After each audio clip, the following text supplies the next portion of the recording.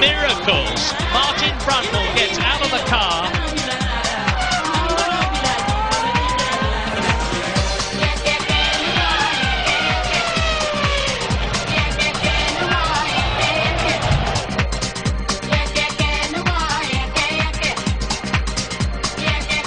It's a great place for the race, according to the commercials, and so say all of us. Melbourne's Albert Park is a magnificent sight on Grand Prix Sunday. Hello there, all you night owls back in Britain. It's great to have you with us for the first Grand Prix of the new millennium. If you're having a party, enjoy yourselves. Be sure to have one for us. Formula One never stands still. There have been some very significant changes since the end of last season. Murray Walker is the man with all the details. First team in the pit lane this year as reigning Constructors' Champions, Ferrari changed their driver lineup for the first time in 4 years. Michael Schumacher stays on for yet another crack at a third driver's title, and he's joined by Rubens Barrichello from what was Stuart Ford. He'll be determined not to be just another number 2. McLaren show no sign of losing any of their speed and remain the team to beat. There's no change again on the driver front. Mika Häkkinen going for his own hat-trick of championships, while David Coulthard will be looking to raise his game. Jordan reached a landmark third place in the Constructors' Championship last year and will be keen to stay there. They have one of the strongest driver pairings of the lot. With Damon Hill retired, Jarno Trulli joins the team from Prost and will be a good competitive partner to Heinz-Harald Frentzen. Already twice a winner in '99, Frentzen may well be close enough to win more races should the top 2 fall off the track. For Stuart Ford, now read Jaguar Racing as British Racing Green makes a return to Formula One. Eddie Irvine makes the move from Ferrari to Jaguar, Milan to Milton Keynes, to make it an all-British driving duo with Johnny Herbert. Jackie Stewart has stepped down as chairman, but will still be seen at races, minus the Tartan Cruisers. Williams begin 2000 with a new engine partner, BMW. Brand new power plants tend to be unreliable, and the team doesn't expect both cars to finish every race. The driver pairing is also the youngest on the grid. Ralf Schumacher leads the team and is joined by Jenson Button, the 20-year-old British boy wonder. After a nightmare '99, Benetton have restructured and they'll be out to prove a point. The team retains speedy Italian Giancarlo Fisichella and uncompromising Austrian Alexander Wurz. It's all new at Prost Peugeot with Frenchman Jean Alesi from Sauber and highly rated Formula 3000 champion Nick Heidfeld. The German driver could encourage a Prost-Mercedes engine partnership. Sauber will be hoping to shake off their lacklustre performances with more than a little help from Ferrari. They're using last year's Ferrari engine and Mika Salo joins on loan from, yes, Ferrari. He'll line up alongside Brazilian Pedro Diniz. With a new car, new engine and massive new sponsorship, it's a new dawn for Arrows. Spaniard Pedro de la Rosa stays on, joined by Dutchman Jos Verstappen in the second seat. Italy's other team, Minardi, has taken on an Iberian feel, thanks to more Spanish sponsorship and an all-Spanish speaking driver pairing. Marc Genet starts his second season in Formula One and is joined by young Argentine hopeful Gaston Mazzacane. Deep breath now. Lucky Strike Reynard, British American Racing, BAR Honda. Not an advertising firm, but BAR in their second year in Formula One.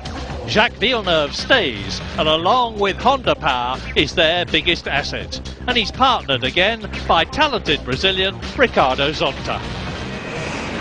The ITV studio partnership remains unchanged. That's the jets from the Royal Air Force that always put on a spectacular display here at Albert Park, Melbourne, by the way. Tony Jardine in spectacular form this weekend, Tony. The heat out there, 39 degrees, the track temperature. How's the heat going to affect the Grand Prix? Well, quite a lot actually. I mean, we saw, you know, Hakkinen sweating away in the press conference yesterday. Schumacher, by contrast, there wasn't a bead of sweat on him. Schumacher went on to say that they simulated a lot of really hot weather tests on the engine. So it's not just the equipment, it's the drivers. If they haven't done their own winter fitness testing, woe betide. Tony, we're going to talk about Jenson Button in a moment. Let's just reflect the qualifying hour. McLaren really pulled things round because they had a desperate time leading up to the session, and it just shows how tough it's going to be for Coulthard to get the better of Hakkinen. It's going to be very, very tough for Coulthard. Well, Hakkinen had already got the provisional pole, and David Coulthard came back at him. He'd been ahead of his teammate in 3 of the practice sessions already, just behind Michael Schumacher, and he showed the early promise and the early start that David Coulthard really wanted to get into. There it was, taking that provisional pole back, but he had to reckon with his teammate Mika Hakkinen, double world champion, went out there. He'd missed a whole practice session. They changed an engine in 40 minutes. They tried an outlandish setup, which he said, I trusted my engineers on it, and he got that pole position brilliantly and kept it to the end of the session. Michael Schumacher has an absolutely dreadful record here in Australia. He's never won here, but Ferrari this time round, they were over a second behind last year, have hit the ground running. Yeah, I mean, it is a jinx circuit for Schumacher, but Ferrari stayed in the wind tunnel as long as possible. Their wind tunnel up and running properly this year. It wasn't up and running this time last year. They've learned a lot. Best aerodynamic performance for a long time. Having been fast in the first 2 sectors, in his reply, Michael Schumacher overdriving, not getting the tyres working as well as McLaren, who have 2 dedicated Bridgestone engineers. Then Barrichello, Smoothie himself, still open-jawed. The fact that he's driving for Ferrari, the first Brazilian, he can't believe it. But he did a great job. First 2 sectors, we thought he'll take pole back. No, he wasn't as smooth as we thought, and he lost it. 4th place on the grid, but he wasn't too far behind Michael Schumacher. Great performance from Rubens. Keep going, they can hear you fine back home. Our sound engineers are playing a blinder, don't worry about that. You fancy Rubens Barrichello a little bit? He's quickest in warm-up. Yeah, I do, very much, because I think he'd be there or thereabouts, and with all these new cars about and the heat and the attrition, only 8 finished last year, he could pick up the pieces, because I think he's going to be in contention throughout this race. I could be wrong, of course. But we look closely at David Coulthard. He made a mistake right at the end of qualifying yesterday, and you just think you can't afford to do this sort of thing. No, I know, and there he goes off backwards, and that was that rear wing coming down as well and nearly hitting him on the head, quite dangerously in fact. He was complaining about understeer on the car. He didn't have enough time. He said, I'm trying to make up time, cure it. He lost it, and whereas he spun harmlessly on a 360 on the Friday, this one he went in. New frontal and side impact tests, including they have a 2-centimetre Kevlar protection plate alongside of the fuel tank. So he was all right, thank goodness. And, you know, he could do it today still. Well, he could do it today because he's up there on the front of the grid. As we look at it, Mika Hakkinen on pole for the 3rd successive year. Both McLarens right at the front there, and it's very much 2 by 2 if we look at the grid, because right behind the McLarens, Michael Schumacher and Rubens Barrichello, his first driver for Ferrari, followed, Tony, by the 2 Jordans. Yeah, the Jordans, 5th and 6th position, great for them. And then the Irish Prime Minister, Bertie Ahern, visited the pits afterwards, which was great. And then in 7th and 8th place, Villeneuve in the BAR, and Irvine, he was pleased with that. Yes, Villeneuve hoping for the first BAR point. Fisichella in the Benetton, Mika Salo in the Sauber, powered by that Ferrari engine. Yeah, his car got better all day, Jim, and only the red flag spoiled his run. Ralph had a throttle sensor problem. Della Rosa was smooth and fast. That was impressive. The Arrow's a bit disappointed only to be mid-table there. Yeah, also Wirtz disappointed. More traffic than the M25, he said. And Nick Heidfeld, one of the newcomers. Yeah, he was the top of the rookies there and did a very, very good job indeed. Lacey, the old boy hanging in there, Genet, he said, you're going to see more from me. The Spanish coming on in Grand Prix racing. And going down the back, the very unfortunate Johnny Herbert down the back alongside Pedro Diniz. And a Williams on the back row for the first time since Jacques Lafitte in Dallas back in 1984. And last of all, Marzipan. You had to get Marzipan in, didn't you, for Mazzacane? Okay. Right then, now it is time to focus on Jenson Button, aged 20 years and 53 days, makes him the youngest British Grand Prix driver of all time. A boy racer, though. Just keep your eyes here on number 14. What made you take up karting then? Why did you fancy having a go? Because my dad brought me a kart for Christmas. Then I was going round this car park. It's my hobby, but, but he's the pilot. So, yeah. Oh, yeah, very much so. What he wants to do in the future, I don't know. They all say they want to go to Formula One, but I don't know. As long as he's enjoying himself, that's the, that's the main thing. He enjoyed himself as a 9-year-old, racing away there to victory. And 11 years later, John Button, he finds himself in Formula One. Now, lots of people say they're going to dream of getting to Formula One. Your lad's made it. Yeah, the young karters, the 8, 9, 10, 11-year-olds, their dream is to get into F1, no different than ours. But we've been lucky. What about at this moment? How are you feeling? I'm more nervous being here than down there on the start line, which is where I want to be. No, I'm okay, I'm quite cool, and I don't understand why. It wasn't what I expected. Well, listen, as you would know, your boy is very big business now. A lot of people want a slice of the action, but the father-son relationship, that's rock solid. Yeah, it's good. He's put in a lot of effort over my racing career. We've been very close, and it's great for him to be here now, watching everything go by. He said to me yesterday, we're more like brothers than father and son. Agree? Yeah, definitely. When we go out for a meal or something, we always have good fun. And no, it's strange. He is my father, I know, but we always it's Jensen, amazing. the nation is going to be watching you with enormous interest and enthusiasm. Jolly good luck. You deserve it. Thank you very much. Okay. More like brothers than father and son? Yeah, that's true. That's really strange. I mean, we can go to disco sometimes. He's not embarrassed about the old man dancing around like a prat. Can you take us too? If you want some old company, take us, John. You were saying that you got his mobile, which thankfully we've turned off now because all sorts of calls coming through today, but lots of messages coming from back home, John. Yeah, for friends and family. Enjoy yourself. I know you're all partying, you're in lock-ins in pubs and huge parties going on, and from the phone calls they've already started drinking, and I don't think they're going to last on the race. But can he handle the expectation? Because in Britain, I mean, one of the sad things, but we do build people up and then we love to knock them down. Yes, I think he can. He's strong enough. I think he's proved the strength from his it's quite a big accident he had. And then to come out and perform as he has, with all the pressure, because it was like really bad there. No. How did you feel when you saw this happen, John? Practice yesterday. Yeah, that was a little bit worrying, but apparently when he got out of the car afterwards, a marshal came up to him and Jens turned around and looked at the car to survey the damage and said, oops. I don't know how we're going to fill out his insurance claim when we get back home, but he's too young to get insurance to drive a hire car at the moment. But everyone round here has been giving him advice. I think even his taxi driver told him how to drive the Australian Grand Prix when he arrived, didn't he? Brilliant. We had a chauffeur with a hat.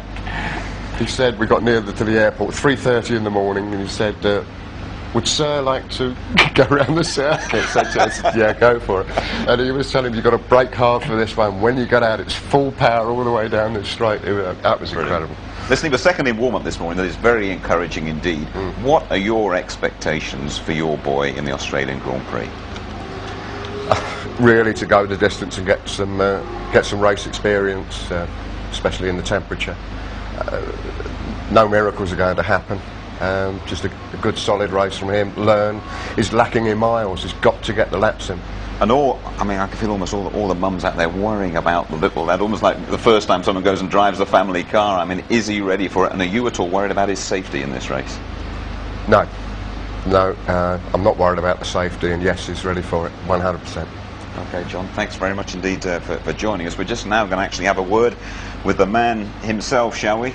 With Jensen Button talking in the Williams garage to Martin Brundle. Okay, I'm with Jensen Button here in the Williams BMW garage. Jensen, all the British fans want to know, as you're minutes away from going out to the grid for your first Grand Prix, what's going through your mind? Obviously I'm a bit nervous being my first Grand Prix in a Formula One car. but I'm also looking forward to it, and I can't wait to be on the grid. I would have rather been a lot further forward on the grid, but being back in 21st, I think a lot of the pressure's off of me now. Anyway, I can understand that. You seem very calm and collected. Qualifying was the nightmare scenario for you, wasn't it, with the car problems, jumping in the T car with just a few minutes to go. We've all experienced that in our Grand Prix careers, but you didn't need it in your very first Grand Prix. What happened through there? Well, to start with, we went out in the race car. The setup felt good, looking for a good time, and we had some fuel problems. The engine was cutting out on the exit of the fast right-hand corners, so I had to come in, and the same thing happened again and again. So we moved to the T car, went out, thought it was going to be a good lap, yellow flags, and then the next lap it was red flagged, so I didn't really get a chance to improve on my time. And how did you keep your calm through that? Were you able to just breathe out and just keep your head because you had so few minutes left? About 20 minutes to the end I was a bit nervous because I still hadn't qualified for the race due to not being able to complete a lap, but afterwards when I got the time, and the last few laps were very annoying because I knew that there was so much more in the car and in myself, but here we are. How are you going to play the race? It looked quite good in the warm-up and a time much quicker than qualifying. How are you going to play the race? I think I've just got to relax, and the first couple of laps I think are going to be pretty hectic from what I've seen in the first race of the season in Formula 1. It's going to be pretty hectic on the first couple of laps. I think I'll be hanging back, and hopefully we'll get to the end, but we'll see. Good luck. We won't hold you up anymore. Have a great day. You must be very proud looking at that. This is the day you've been dreaming of. Yeah, that's right, but funny enough, when it's there, all I could think of is his university friends back home who must be sort of 10 feet off the ground, stuck to the ceiling by now. I see in the interview. Also, two great letters, Jim, as well. Nigel Mansell wrote a nice letter to Jenson Button, so did John Surtees, with words of encouragement. I think that's brilliant from and Michael former Schumacher champions. gave him a nice handshake a little while ago on the grid there, didn't he? That was a strange feeling to see that, yeah, it took the trouble to do that. We're all proud of him, we all hope he goes very well indeed, and we appreciate you joining us today, John. Thanks a lot. You. Thanks, John. And there we are, the outside, you probably heard them. The F111s dropping fuel and lighting the old afterburner. A spectacular sight above Albert Park at Melbourne. The Grand Prix due off in just under half an hour's time, and they always give terrific value, terrific entertainment here. I have to say this is my favourite Grand Prix of the lot. Okay, well, we're talking about Jenson Button. His teammate Ralf Schumacher scored all 35 points for Williams last year. They finished 5th in the Constructors, and just to remind you, Mika Häkkinen ended up taking the driver's title by just 2 points from Eddie Irvine, who of course drives now for Jaguar. This time round we have an extra race. It is the American Grand Prix. We're all looking forward to that one. Indianapolis, September the 24th. The British Grand Prix comes up very sharply indeed. Race 4, 23rd of April. That is Easter Sunday. And a race basically every fortnight right the way through till October the 22nd. Follow all the action right here on ITV. 17 races in all. Right then, what is to stop Mika Häkkinen winning the title 3 times in a row? There's Michael Schumacher and Ferrari, of course. And Häkkinen's teammate David Coulthard, who's just about reinvented himself in a bid to become #1. James Allen reporting. This year, Mika Häkkinen will attempt to become the first man since Juan Fangio in the 1950s to win 3 consecutive world titles. But don't be fooled into thinking that Michael Schumacher is his only opposition. David Coulthard is determined to step out from Häkkinen's shadow. He's obviously got more experience. He's you know, the backbone of the team in terms of the emotional support, and you know, I'm not making excuses. It's just a fact. And you know, that when it comes down to the area that we have to perform in, then it comes down to tiny little differences, and it's probably meant that, you know, when it's come right down to the wire, he's been able to draw on that where I haven't been able to draw on that. So really it's just a year's more experience, hopefully mentally a bit stronger, physically a bit fitter, and just take it from there. You know, what happened in the past doesn't mean that I can't change the future. Obviously David and me, you know, we're gonna try as fast as we can all the time. And performance on the track is very small between me and David. Over 4 seasons together, Häkkinen has clearly had the upper hand. He's won 14 times to Coulthard's 5, out-qualified the Scot comprehensively and scored a lot more points. The world champion is clear on what it takes to be McLaren's top dog. I have definitely found a very good balance with myself, to find the best out of myself, to always being consistent, quick driver, and that comes down with the experience. David certainly is, I think, pushing very hard at the moment to achieve what he wants to achieve, which is a championship. I don't blame him for that. Michael, another new season is upon us. Has missing out on half of last year changed your appetite, if you like, for this season? I mean, you imagine, if at all, in the good way. I'm hungry more than ever. Last year would have been a good opportunity, and this year seems to be a very good opportunity, so I'm very hungry for that. Is it still a love affair with Ferrari, or are you like an old married couple now? No, in motorsport, I don't think you can say you're becoming a old married couple, because it's always changing, always new people. It's a sport, and may you start losing the motivation, and then you may feel that, but yeah, that's not the case. This new car seems to be quite well born. It's compared to the way you were this time last year, you seem to be quite a lot faster from the testing times. Is that the case?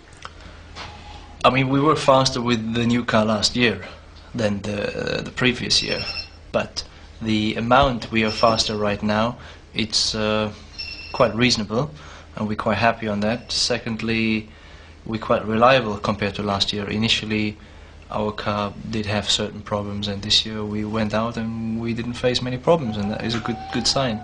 It's going to be a fascinating year, isn't it? Because, I mean, you're acknowledged as being the best driver of modern Formula One, and yet if Mika wins this year, he'll have won 3 World Championships during your career. I'm sure you wouldn't like that to happen at all, would you? No. I mean, we are there not to let it happen, and we're confident it will not. But saying that, I mean, he did it the last 2 years. He did a good job, no doubt. Last year was obviously a little bit special, but nevertheless, we will see what will happen this year. It's a very interesting situation going on at McLaren at the moment, I'm sure you're aware of, with Coulthard saying he's reinvented himself over the winter. He's much more aggressive. He's going to come out of Häkkinen's shadow. I'm sure you're hoping that that will happen. You'll be able to perhaps profit from that situation. Yeah, if it is the case, yes, exactly. Do you think it could be the case? If you want to have an honest answer, yes. I should say no, because I don't see anyone changing suddenly, unless Mika gets tired and slows down. But David is David, and he has his ups, he has his downs, and he will not be a new man for whatever reason suddenly. It may be the case this car suit him a little bit better, and therefore he can deliver more consistent times and job, but I would doubt it, honestly. You haven't won the title, of course, now since 1995. Have you almost forgotten what it feels like? I won enough races to have this satisfaction, and to some degree certain races give you a similar pleasure than a World Championship, the way you win them. And I remember Hungary in '98, or last year the Malaysia race, or Monaco. So you don't really forget, because I keep practicing. Ominously confident, Michael Schumacher. Now, all of us on the ITV Formula One team think of this place, Albert Park, Melbourne, with great affection. It was the scene of our first Grand Prix back in 1997. This is the 50th, by the way. We always have high temperatures and high drama when we come to Melbourne, and last year was no exception.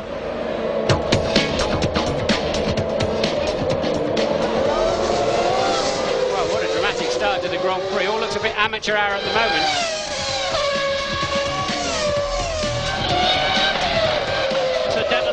Race at the present moment, and there is the proof.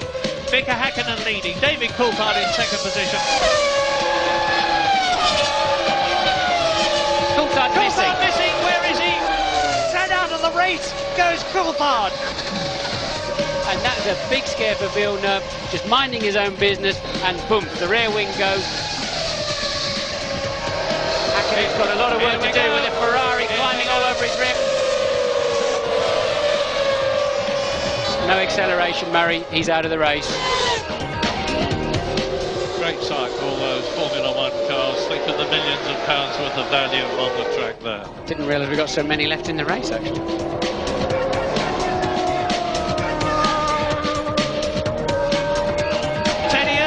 gesticulating at Zonta. Move over. Zonta's holding him up.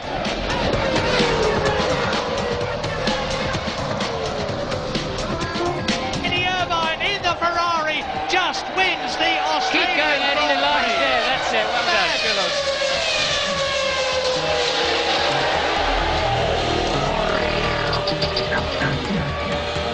Eddie Irvine, very much the champagne boy. Rubens Barrichello, who's replaced him in the Ferrari team, will be racing his first Grand Prix for Ferrari today. We hope to hear from Eddie Irvine very shortly. Jenson Button, just under 20 minutes away from the start. What moments these for the young man who will start on the back row, the 20-year-old for Williams. When you rejoin us, it'll be time for Martin Brundle's Grid Walk.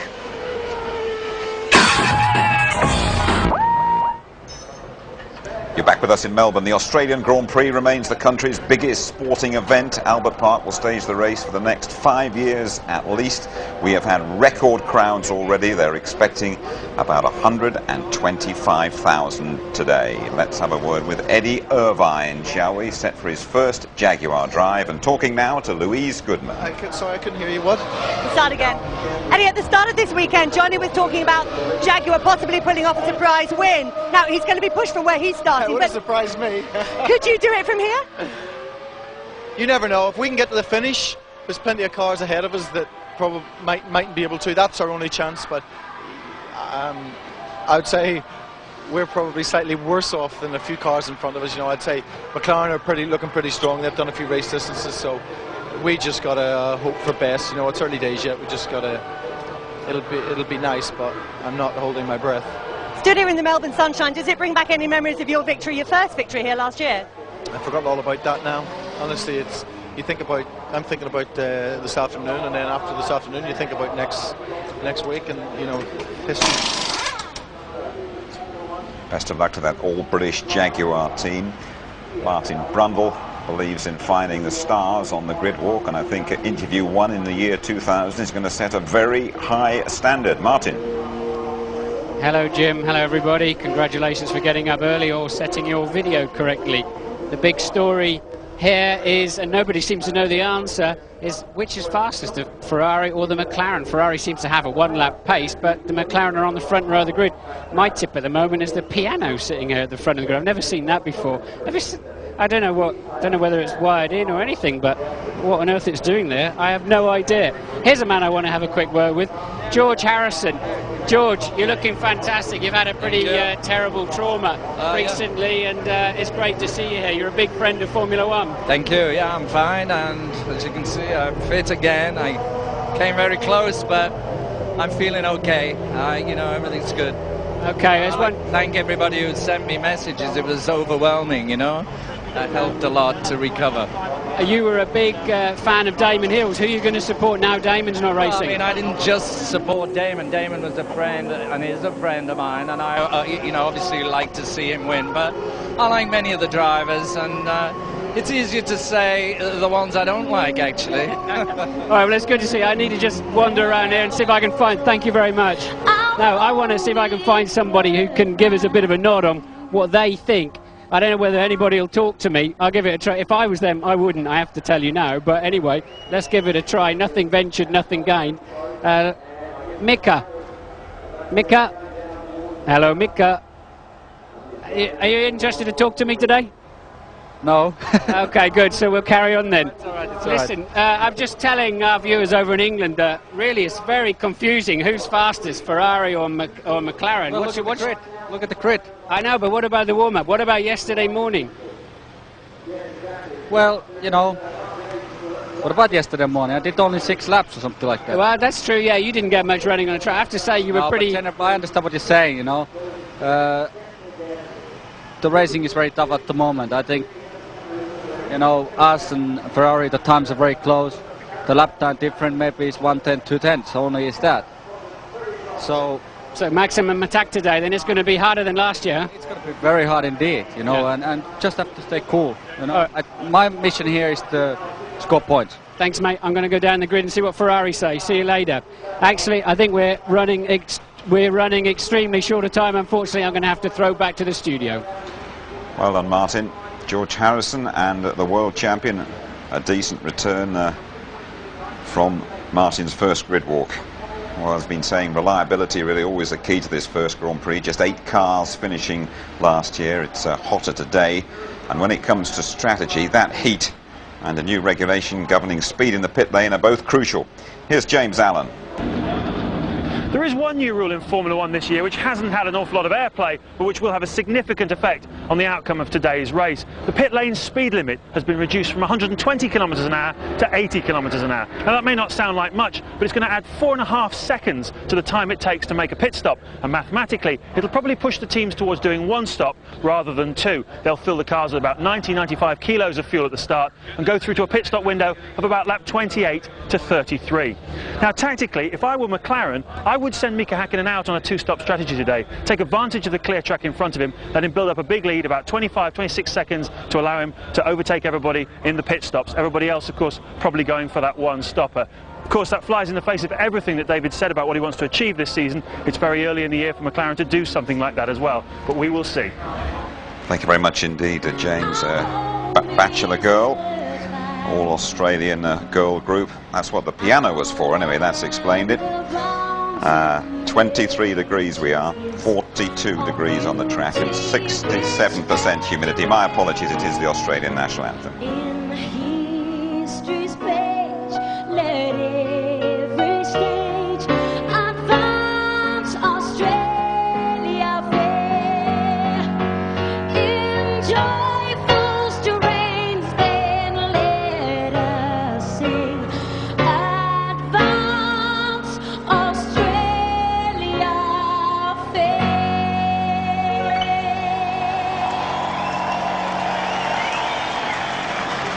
Formula One's winter hibernation is almost over. We're about to discover who'll rule in Aussie this time round.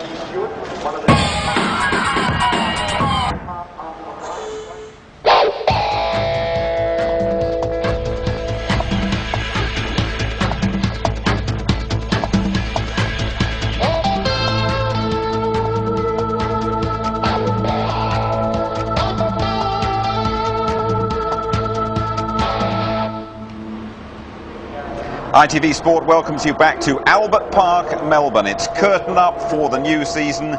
Enjoy the Australian Grand Prix with Martin Brundle and the man affectionately described in these parts as Vroom Vroom Walker. Hiya, Murray. Jim, thank you. They've designed the new cars, they've tested them for weeks, they've polished and honed every facet of their teams. They've qualified for the Australian Grand Prix, and now, look down, it's almost time to race. Round 1 of 17 starts the 2000 Formula One World Championship here in Melbourne. Almost time to go. Perfect weather, fabulous location.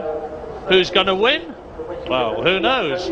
I'll tell you something, Jean Alesi is in real trouble for his first drive for Prost. Into the garage, out of the car, with a very unhappy expression on his face. They've now put him in the spare car in the garage. He'll be starting from the pit lane. But there is the man, and Martin, he amazes me. You walk up to him, he's about to get in the car, the double world champion, and start the Australian Grand Prix.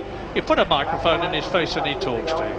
Must be the vodka they have going through their veins, I think, up there in Finland. And yeah, Mickey does seem very cool, actually. And yesterday he was particularly brilliant, I think, having missed most of the morning. To stick the car on pole was quite sensational, and certainly gave Michael Schumacher something to think about. Michael was in the press conference saying, hey, 3rd or 4th, it doesn't really matter. But it does matter to him. He was very angry about it. And I know people who know him and saw him later on saw a completely different Michael Schumacher. But what's confusing is just how fast that Ferrari seems to be when they, when they can string a few laps together. Michael says we didn't use our tyres properly in qualifying, so the paddock is pretty much expecting the two Ferraris, if they don't get ahead at the start, to be pushing the McLarens quite hard. But we were wrong about that yesterday. The amazing thing is the first 5 on the grid are absolutely identical to last year. 2 McLarens again on the front row of the grid, 2 Ferraris on the front row of the grid, but 4th last year was Rubens Barrichello. He's 4th of this year.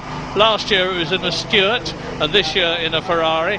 Fifth on the grid, Heinz-Harald Frentzen, and his new teammate, Jarno Trulli, and he's been going well.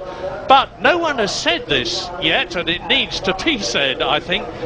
Jenson Button, of whom so much is expected and he's got so much attention being paid to him, was actually second fastest in the warm-up this morning, and that is quite incredible when you bear in mind that he went off the track yesterday, had all sorts of problems. I thought he was astonishingly calm, cool and collected when you were talking to him.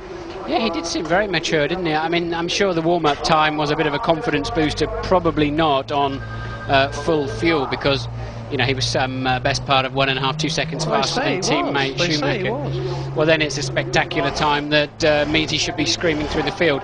I think we should reserve judgment on that one, but nonetheless, it was a lap time, however much fuel he was on, that was within half a second of Ralph's qualifying time yesterday. So, and Ralph would have had no fuel in the car.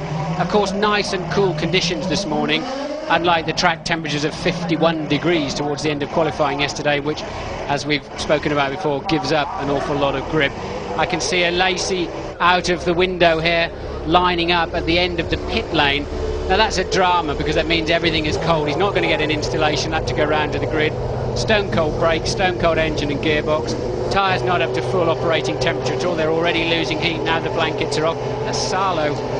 That's a different picture. That's Sarlo actually on the grid, of course, in the Sauber. So a Lacey, and I know in '96 I started the second race here from the pit lane, and it was staggering how little grip you had when you arrived into those first few corners. But Lacey's experienced enough, the most experienced man on the grid, to cope with that. Pedro de la Rosa in the new Arrows are very impressive in his two, and his teammate Jos Verstappen is 13th on the grid. So a 58-lap race. And there they are, soon to start the formation lap, the parade lap before the start, the Australian Grand Prix.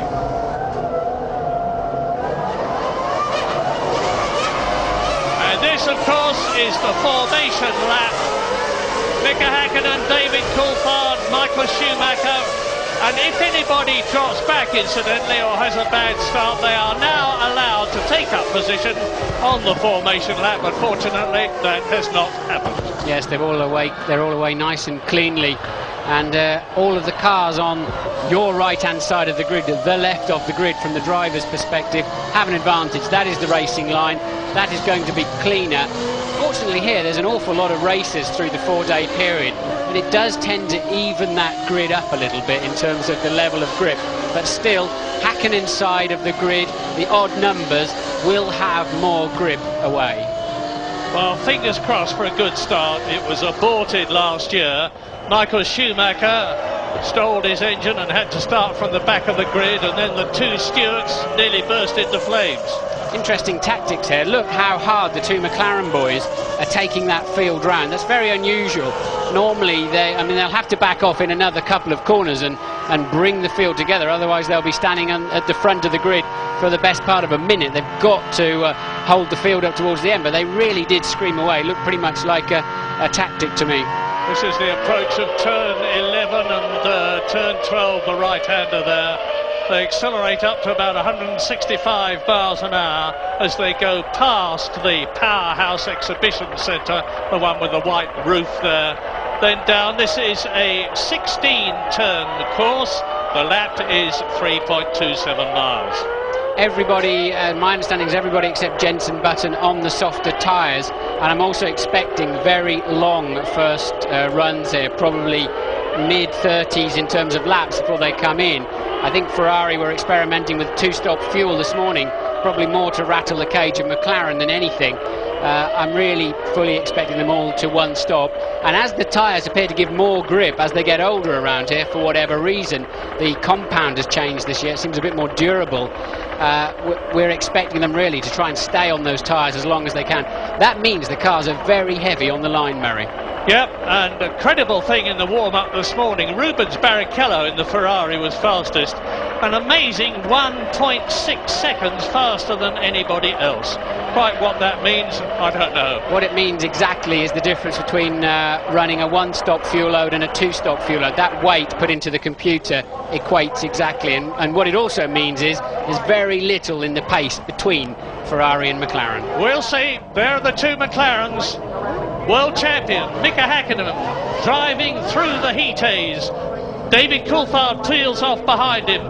Michael Schumacher pulls up behind Häkkinen. Barrichello behind David Coulthard. There are the two yellow Jordans in their new brighter livery. Yes, Coulthard. Alesi. Coulthard and Frentzen have lined themselves up at a slight angle to try to get over on that cleaner line as soon as possible, and Alesi patiently waiting in what must seem a very quiet pit lane. Well, he was starting 17th on the grid. He's now effectively starting 22nd. A big penalty, not as bad as it might have been, though. And just look at the heat. It's about 40 degrees on the track down here. Lights are on, the red lights are on. 3 lights, 4 lights, 5. It'll go out, and it will be go in Australia. Lovely start by Mika Häkkinen. David Coulthard's going well. Schumacher is third, and coming up very well is Harold Frentzen in the yellow Jordan. He's passed Rubens Barrichello. Rubens Barrichello goes down a place, and it looks to me as though everybody is through the first sequence of corners, and Mika Häkkinen has got David Coulthard riding behind him. There is Rubens Barrichello. A terrific long jam of cars. Are they all going to get round this corner? Yes, they do. Round the Sports Centre corner. And so it is McLaren leading as it was last year. McLaren second as it was last year. Michael Schumacher is third. Frentzen is fourth. Barrichello is fifth. Trulli is sixth. And in seventh position, well up, is Jacques Villeneuve in the VAR. Yes, despite all of their practice and testing to get away, the Ferraris were both particularly tardy off the line. And fortunately, Michael Schumacher was able to stay ahead of the Jordans, but Rubens Barrichello dropping down to fifth place. Well, I tell you, the Jenson Button is going through this field like a hot knife through butter. I saw the last 5 together, and he was not amongst them. Indeed, I believe he's up with his teammate Ralf Schumacher. We'll have to look down the field. He's up into 15th position. Jenson Button has moved up from 21st on the grid to 15th before the end of the first lap. Mika Häkkinen, there he is, from Finland in the McLaren. And now look, this is very different to last year. Last year, the two McLarens, Häkkinen and Coulthard, majestically strode away from Michael Schumacher. They're not doing it this time, but the first 3 are stretching away from the first Jordan. Lap 1 completed. Look at the gap there. This is great stuff already, and we've got to have 58 laps of this. It's going to be a long, hard, tiring race. Hard on brakes. When are the fuel stops going to come? McLaren, Ferrari, Jordan, Ferrari. Marc Genet has gone into the pits already, and at the end of the first lap, Jenson Button is in 15th place. Behind Rubens Barrichello, Trulli is 6th, Villeneuve is 7th, Mika Salo is in 8th position. Eddie Irvine in the Jaguar has dropped down 2 places tonight.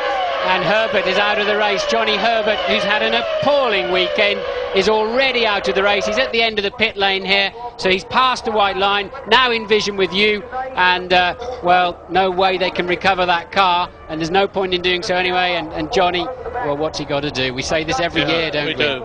Well, Jaguar have got a very special oiling system combining the oil in the engine and the gearbox. It's given a lot of trouble, and it's continuing to do so. And I don't know what's going to happen here. It looks like, oh, and this is why Johnny's out of the race. Look, he was minding his own business, going around the outside, and a Sauber and probably a BAR on the inside touch, and just ran into him, has clearly damaged his car. Yeah, I was just looking to see where Herbert was at the time. What's interesting here, Murray, is the McLarens are actually just stretching away gently. Look, it was 1.4 second lead that Häkkinen had over Schumacher at the end of the first lap. Let's see what it is this time round. 2.2, so he's a full 8/10 up. So Michael Schumacher not showing that blistering face yet. You heard what James Allen was saying. But it was sensible strategy, seemed to a lot of people, to put Mika Häkkinen on a two-stop strategy, David Coulthard on a one-stop strategy between Häkkinen and Schumacher, which is where he is now.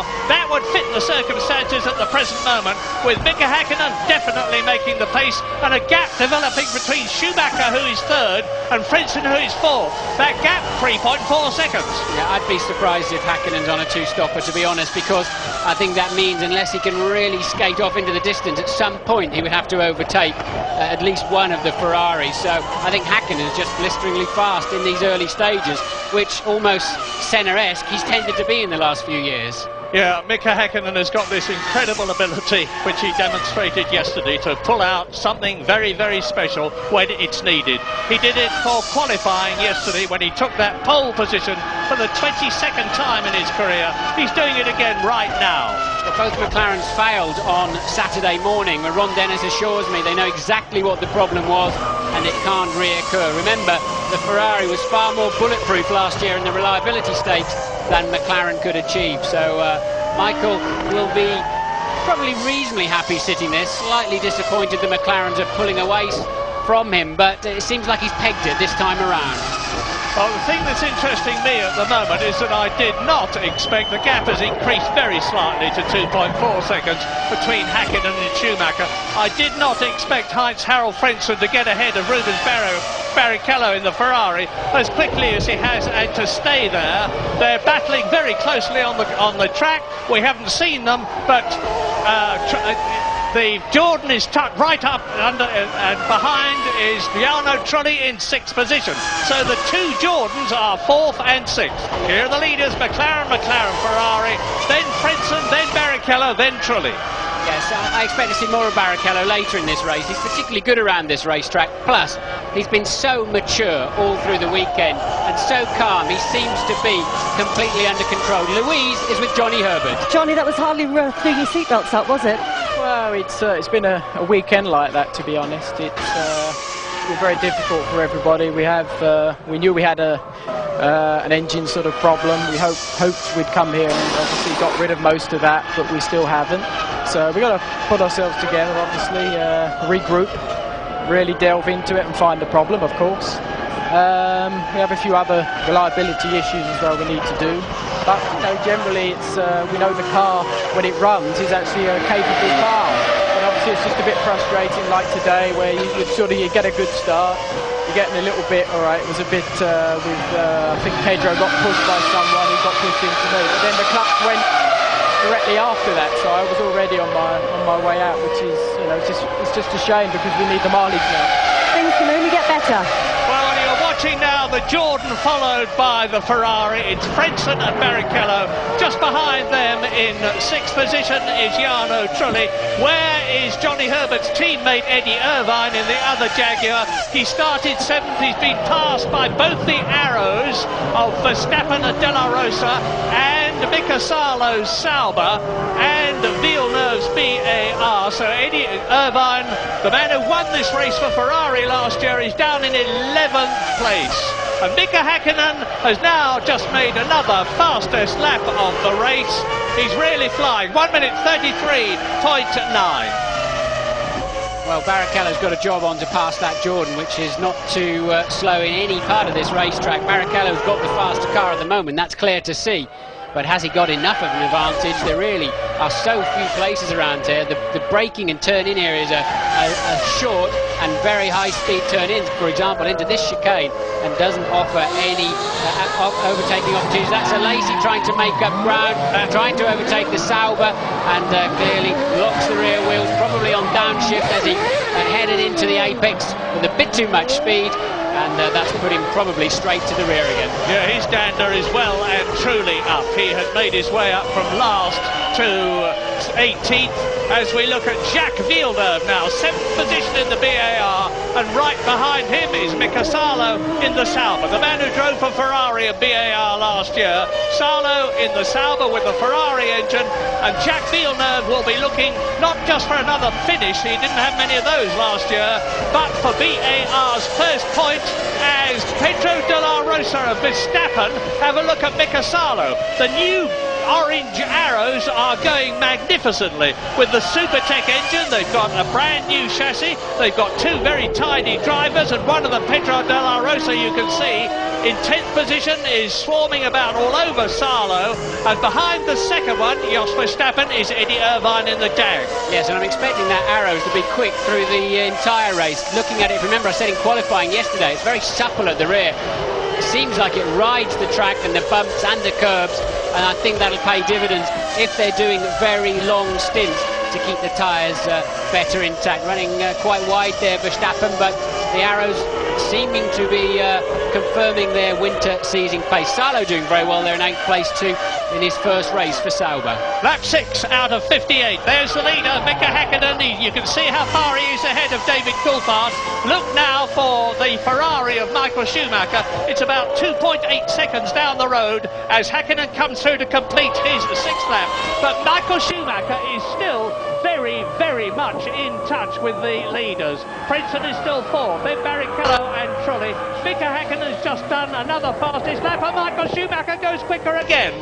Michael Schumacher is piling on the pace. He's closing slightly. He's got it down to 2.7 seconds. Yes, Schumacher is very fast in the last section of the racetrack, over half a second a lap faster than McLaren's, and that's where he's able to make it up. So Michael beginning his charge now. Barrichello still tucked up behind Frentzen by just 0.2 of a second. Button dropped back to 16th place. He's lapping about 2.5 seconds slower than the leaders per lap. And that is nothing to be ashamed of in his first race. Incidentally, it's the first race, of course, for the BMW V10 engine in the two Williams cars of Jenson Button and Ralf Schumacher, who is in 13th position, Ralf Schumacher. And David Coulthard is now taking up the attack. Fastest first sector this lap of 3.3 miles is split into 3 sectors. Eddie Irvine has spun, and it looks as though both Jaguars are likely to be able to shove off, says Eddie Irvine to the marshal. Yeah, well, the engine stalled, so Eddie's just trying to manoeuvre it, 3-point turn it out of the way, and he wanted to decide which direction it was going in. So the safety car is standing by, we see from the computer here, but I think they'll clear that more than quickly. Oh, there's a wheel off there too, so whose wheel is that? Somebody else must have crashed in there too, you know, because Eddie Irvine had 4 wheels. Eddie Irvine had 4 wheels on his car. Look, there it is. So somebody else, not in our... Safety car is out. Safety car deployed, and we think it's De La Rosa has gone off into the wall. Well, that makes sense because they were together in 10th and 11th places. And as in 1999, so in the year 2000, the safety car goes out, which gives Michael Schumacher the opportunity to close up on David Coulthard, and David Coulthard to close right up on a race leader, Mika Häkkinen. There they are, first, second and third. What I suspect happened is De La Rosa's gone off and collected Irvine or distracted Irvine in the process, but we're waiting for a replay of that. Now let's have a look here. We're going to find out. De La Rosa running wide, look, and he's lost control there. That's very strange. Is that the same car? I think that's Verstappen. That was Verstappen, not De La Rosa. Yeah, and this is the look, the front suspension failure on Verstappen's car. I wonder if it was the same problem for De La Rosa. So both arrows off in the same lap. Well, a bad opening Grand Prix for Jaguar with Johnny Herbert and Eddie Irvine both out by the 8th lap. Don't be too discouraged though, there's a long and very steep climb in Formula 1 to reach the top. And Jaguar are right at the bottom of the ladder now, starting with what was the Stewart team, but there's a lot of new things in it and a completely new motor car. So we're now on lap 8 out of 58. The field will close right up while they remove the broken bits of motor car, and the race will effectively restart, but from a rolling start instead of a standing start. Good news for Jenson, of course. That's moved him up to 13th place and enables him to close back up to the leading pack. So at the moment he's tucked up. He was just 0.6 of a second behind Wirtz before the safety car came out. Now, one of the problems in this sort of a situation is to make the safety car go fast enough. Well, we'll soon see, but whilst this temporary lull is happening, we're going to take a break.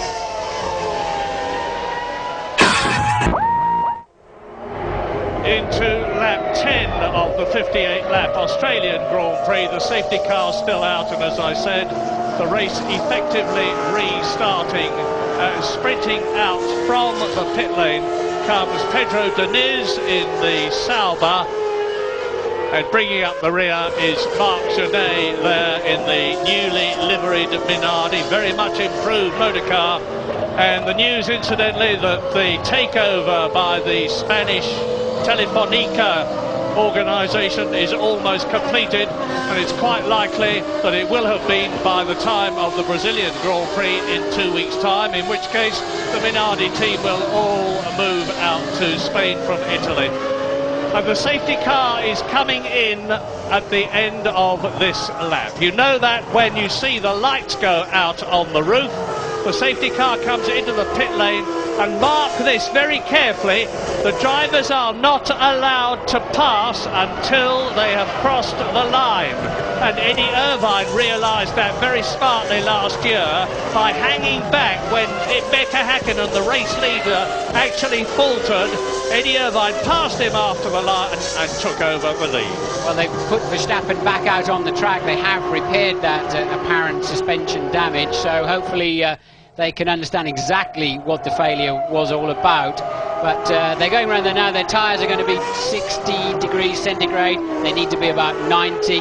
Their brakes are going to be 300 to 400 centigrade. They need to be 600 to 700. So they have to be very careful when they start this new lap, because as the tyre temperatures go down, so do the pressures. They're running normally about 20, 21 psi. They're probably 15 or 16 now, so the car runs lower, and now they've got to try and build up some kind of temperature as they lead into the restart. Häkkinen is in control. Once that safety car pulls off, Mika Häkkinen becomes the new safety car, and he has the control as to when to move over the line. Häkkinen leading, Coulthard second, Schumacher third, fourth is Frentzen in the yellow car, fifth is Barrichello in the Ferrari, sixth is Trulli in the second Jordan, seventh is Jacques Villeneuve in the BAR, eighth is Mika Salo in the Sauber, ninth is Fisichella, 10th is Ralf Schumacher, and the safety car is in, and the Australian Grand Prix again is go! Häkkinen, Coulthard, Schumacher. The gap between them 1.4 seconds. I can never understand that, why they don't bury the nose of their cars under the gearbox of the one in front, why they allow the restart to take place without being as close as possible to the car in front. I know you have to a certain extent react to when, for example, in this case, Häkkinen decides to pull away, but they don't, not like the IndyCar drivers where they really seem to maximise this opportunity to overtake. The F1 drivers seem quite happy to go in line astern. As they are now. There's the McLaren leading, McLaren second, Ferrari third, Jordan fourth, Ferrari fifth, Jordan sixth. The top 3 rows on the grid are the top 6 cars in the race, albeit in a slightly different order, because Frentzen is ahead of Barrichello. And in 7th position there's Villeneuve, right behind him is Salo, right behind him Fisichella and Ralf Schumacher in the leading BMW Williams. That is in 10th position. Jenson Button, by the way, is 13th in the race. Lap 11 out of 58. Here they come. Michael Schumacher very close to David Coulthard this time around, not close enough to have a stab in the braking area, but he's certainly giving David something to look at in his mirrors, and Schumacher making a better fist of this early part of this restart when, as I said, all the temperatures are down, and Häkkinen, as ever, scampering away. And Barrichello challenging the Jordan in front of him of Heinz-Harald Frentzen. In comes David Coulthard. Now this is a very, very early stop. Good heavens. Whatever strategy he's on, I wouldn't have expected a 2-stop strategy to come in before another 8 laps. I wonder if he's got a puncture. There was a lot of debris on the track from the De La Rosa accident. I've got a feeling it's a left rear puncture for David Coulthard. It looked a little bit out of shape, that tyre. Bit of a guess on my part there, but I can only assume it's a puncture from Coulthard. Well, it must be that, and Coulthard, of course, is losing place after place after place, and Michael Schumacher has now only got one McLaren in front of him, and it is the McLaren of reigning world champion Mika Häkkinen. Mechanics are having a look at something else at the back there. David's obviously reported in, hey, I've got a funny handling, and what are they doing now? They're working on some kind of inlet on the side pod there, so they normally put some kind of electrical umbilical cord in there. He's got a fire in there, look. He's got a fire. James, can you see anything? Yeah, huge amount of smoke coming out, as you say, from the left side pod, trying to clear something. I think he may have picked up some debris. It may well just be moisture. Mechanic's happy. Car is on its way. It wasn't a fire, it was just a precaution. A little bit of a blast of the carbon fire extinguisher just to keep the underside of the floor cool. And of course he is now very much last in the race. David Coulthard came in on lap 14 last year to retire with broken throttle assembly. Mika Häkkinen followed him later on during the race, and now Coulthard down last of all. No, look, there's a lot of smoke coming out there, Murray. Sorry to interrupt you, but a lot of smoke coming out of the back of Coulthard's car as he turned into that corner. Oh, yes, yeah, there it is. That's it. David Coulthard out of the race. Well, it's a brand new Mercedes engine produced by Ilmor over the winter. Oil pouring out from underneath. I saw fluid dripping out from underneath, so the oil and the water jackets have been mixed up in the middle there somewhere, and a fairly terminal engine failure for Coulthard. He's about as lucky as Johnny Herbert, isn't he? Lap 13, Häkkinen leads Schumacher by just over 2 seconds. Fredson is up into third place, challenged by Rubens Barrichello. There is the leader. Fifth is Jarno Trulli, he's moved up a place. In the points is Jacques Villeneuve in the VAR, followed by Mika Salo. Fisichella is 8th, Schumacher is 9th, Jenson Button is up into 12th position. I tell you, anybody can score points today. I think anybody has got a chance. As you see the engine letting on Coulthard's car, people have just got to stay on the racetrack this afternoon somehow, because look, we've already got how many cars left in the race? Well, just Herbert 16, is out, I think, at the moment. Yeah. Herbert is out, Irvine is out, Della Rosa is out, Coulthard is out, 22 started, so there are 18 left in the race. We're on lap 13. Michael Schumacher is speeding up. Mika Häkkinen, I can see him in his mirrors, and there is the Finn, the flying Finn as he calls himself. Yes, and we're not even a quarter of the way through the race yet, so plenty of action to come, and reliability seeming a big issue. Yeah, look at the side pods, incidentally, of that leading McLaren. There's a new design feature. You see the kind of couple of trumpets sticking up out of the back. There they are, thank you very much.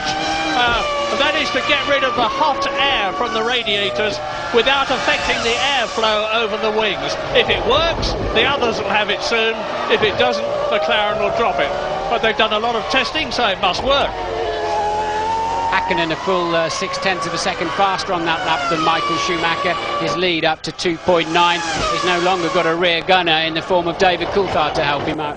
So he's decided to pick up the pace. Obviously very bad news for McLaren in the Constructors' Championship. The most points they can hope for now are 10 from Mika Häkkinen winning this race, and it's by no means certain he's going to do it. And Ferrari could score 10 points if they could get Rubens Barrichello behind Michael Schumacher up into third position. But that's speculation. There's a long, long way to go, and Häkkinen is now leading Schumacher by an increased margin of 2.9 seconds. Clear track behind Schumacher. Fredson and Barrichello pretty close together. There they are, rounding turn 12 on their way to the golf course corner. And in 5th and 6th position, both the Jordans, incidentally, are doing well. Jarno Trulli is 5th. Yes, Coulthard's car must have been incredibly hot, having had the safety car laps where they can tend to pick up a lot of engine temperature, not much air going through the side pods, and then that awfully long pit stop. And it doesn't surprise me at all. He had engine failure on the way out. Whether it was his reason for going in or not is another matter. Louise is down with Eddie Irvine. Eddie, from the camera angles that we could see, it was a bit difficult to tell who collected who. Talk us through it. No one collected anyone. Della Rosa just hit the wall and bounced out in the middle. I lifted to slow down. The car just spun the minute I lifted. It's the handling thing we've been talking about. So there is Fredson, and behind him Barrichello. Now this is looking good for Jordan. I was talking to Mike Gascoigne, the designer, just before the race started, and he was very, very optimistic about their chances. Heinz-Harald Frentzen, who joined Jordan last year and won 2 races for them, finished second here in Australia and showed how happy he was in his then new team. And he's now a completely rejuvenated driver, showing all the class and style that we always thought he'd got, keeping ahead of Rubens Barrichello in the Ferrari. Now we are with You're on board Barrichello. The Ferrari of Barrichello now, in 4th position, looking at Frentzen ahead of us. What's he thinking, Martin? He's thinking, I need to get past this Jordan in a hurry. I'm already 10 seconds behind the leader, and he's currently lapping 1.3, 1.4 slower than Michael Schumacher, his teammate. So that gives you a gauge of how much time it's costing him in the turbulent air coming off of the back of that Jordan. And there's a few areas of this racetrack where it's very difficult to follow another car and actually see your line too. So Rubens needs to really have quite a big stab anytime soon. And just to translate what Eddie Irvine said, basically De La Rosa went off in front of him. He lifted the throttle in avoidance and spun off. So that's quite an alarming handling trait that Eddie referred to as having spoken about before this weekend. Great to see that on-board stuff from the car, incidentally. We hope to show you a lot more of that this year. And Barrichello crowding Heinz-Harald Frentzen's Jordan with Trulli behind him. Trulli is another driver, of course, who has moved from the Prost team last year to Jordan, and news from James Allen. I'm just looking at this situation, same as you guys, with Barrichello stuck behind Heinz-Harald Frentzen. It seems to me that Ferrari and McLaren are very much on the same pace, like lapping in the 132s, the 133s, on roughly the same strategy. But I'm pretty sure that Jordan's got a lot of fuel on board. They did it a lot last year. Frentzen was strong with a heavy car. He was able to push it right to the limit. And of course, that safety car period will really have helped him. He'll have been able to go longer into the race. We might even see him coming in around lap 40, 45 even, with that fuel conservation he was able to do under the safety car. He is a player in this race because, of course, Ferrari and McLaren still have some question marks about their reliability. We've just reached just over quarter distance of this race, Murray, and we've got a situation where Häkkinen 3.4 seconds ahead of Schumacher, who's a further 8 ahead of Frentzen, and Barrichello, as you can see, just 0.4 of a second behind. Now, the race could be transformed by drivers being on different strategies. We don't know what the situation is. It's difficult to see, I think, Häkkinen and Schumacher being on different strategies to each other, but they might well be. New fastest lap for Michael Schumacher, taking 0.3 of a second out of Häkkinen that time around on a 1:32.4. Now, it's a pity we can't see it because from 9th place down to 13th, there is a colossal battle going on between Ralf Schumacher in the BMW Williams, Zonta in the BAR, Wurz in the Benetton, Jenson Button is tucked up underneath his rear wing, and Jean Alesi is up there as well. But we look now at the Ferrari of Michael Schumacher. Now, where is he in rally? You can see he's out of sight of Mika Häkkinen on this part of the course, but he's quicker. The gap between the two is now 3.2 seconds. The fastest lap we've had is Michael Schumacher, 1:32.47. Fastest lap we had last year was 0.3 of a second slower than that by Michael Schumacher himself.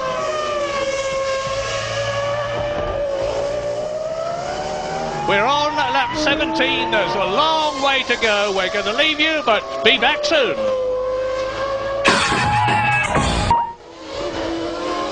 Here is the newly liveried BAR of Ricardo Zonta from Brazil. Häkkinen out, Murray. I think that's Häkkinen slowing.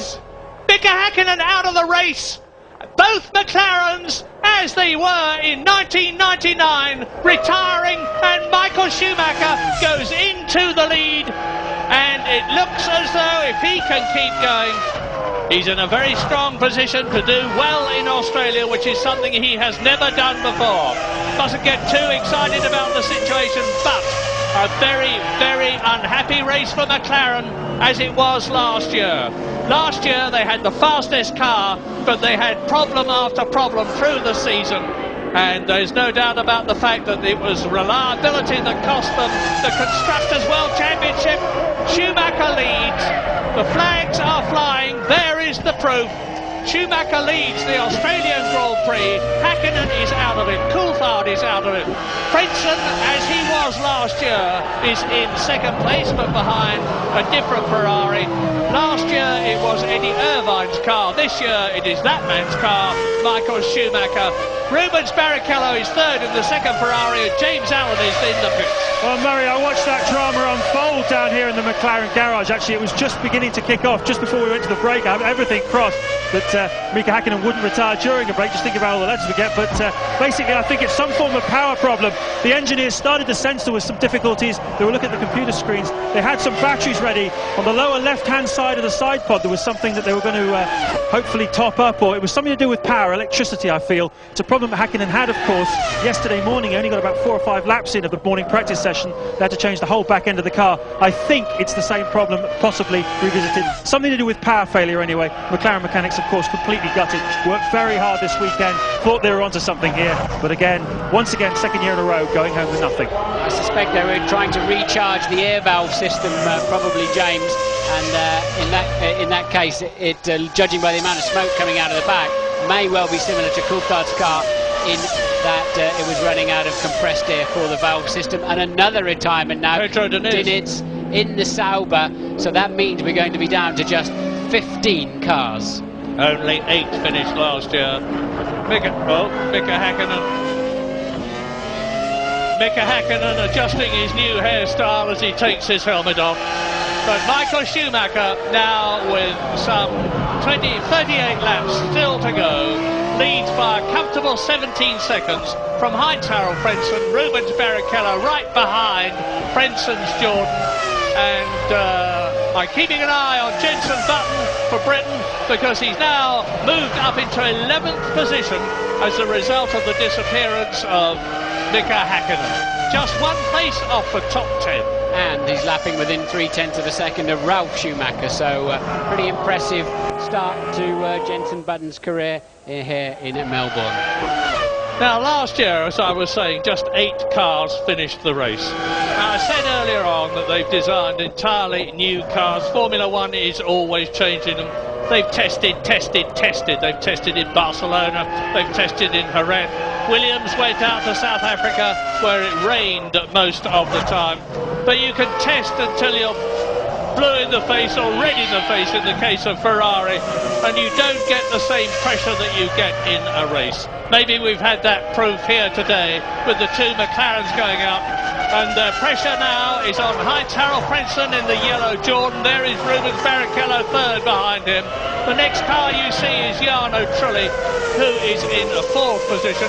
Now, there is only 1.3 seconds between that Jordan of Frentzen coming through to complete the lap and his teammate Jarno Trulli in the 2nd Jordan, who is behind him in 4th position. Ron Dennis said at a press conference this week that even if he didn't win the race, but having led by a lap or something, as they have done in the last couple of years here, he'd rather that than break down and not be well ahead. Well, he's got exactly that scenario. He didn't appear to have a pace advantage as they have in previous seasons, and I think Michael breaking his leg last year certainly helped them out in terms of making up for the lack of reliability they had. But I think they'll be concerned by, more so this season, by Ferrari's pace and their still apparent lack of reliability. Yeah, there is no doubt about the fact that Ferrari is much closer to McLaren than it was last year. Last year, Häkkinen was 1.3 seconds faster than Schumacher on the starting grid. This year it was only half a second, and that is confused a bit by the fact that Michael Schumacher had a very quick lap at the end of qualifying, which he wasn't able to complete, which would have possibly given him pole position. So I would say that it's even Steven between the McLaren and the Ferrari this year so far.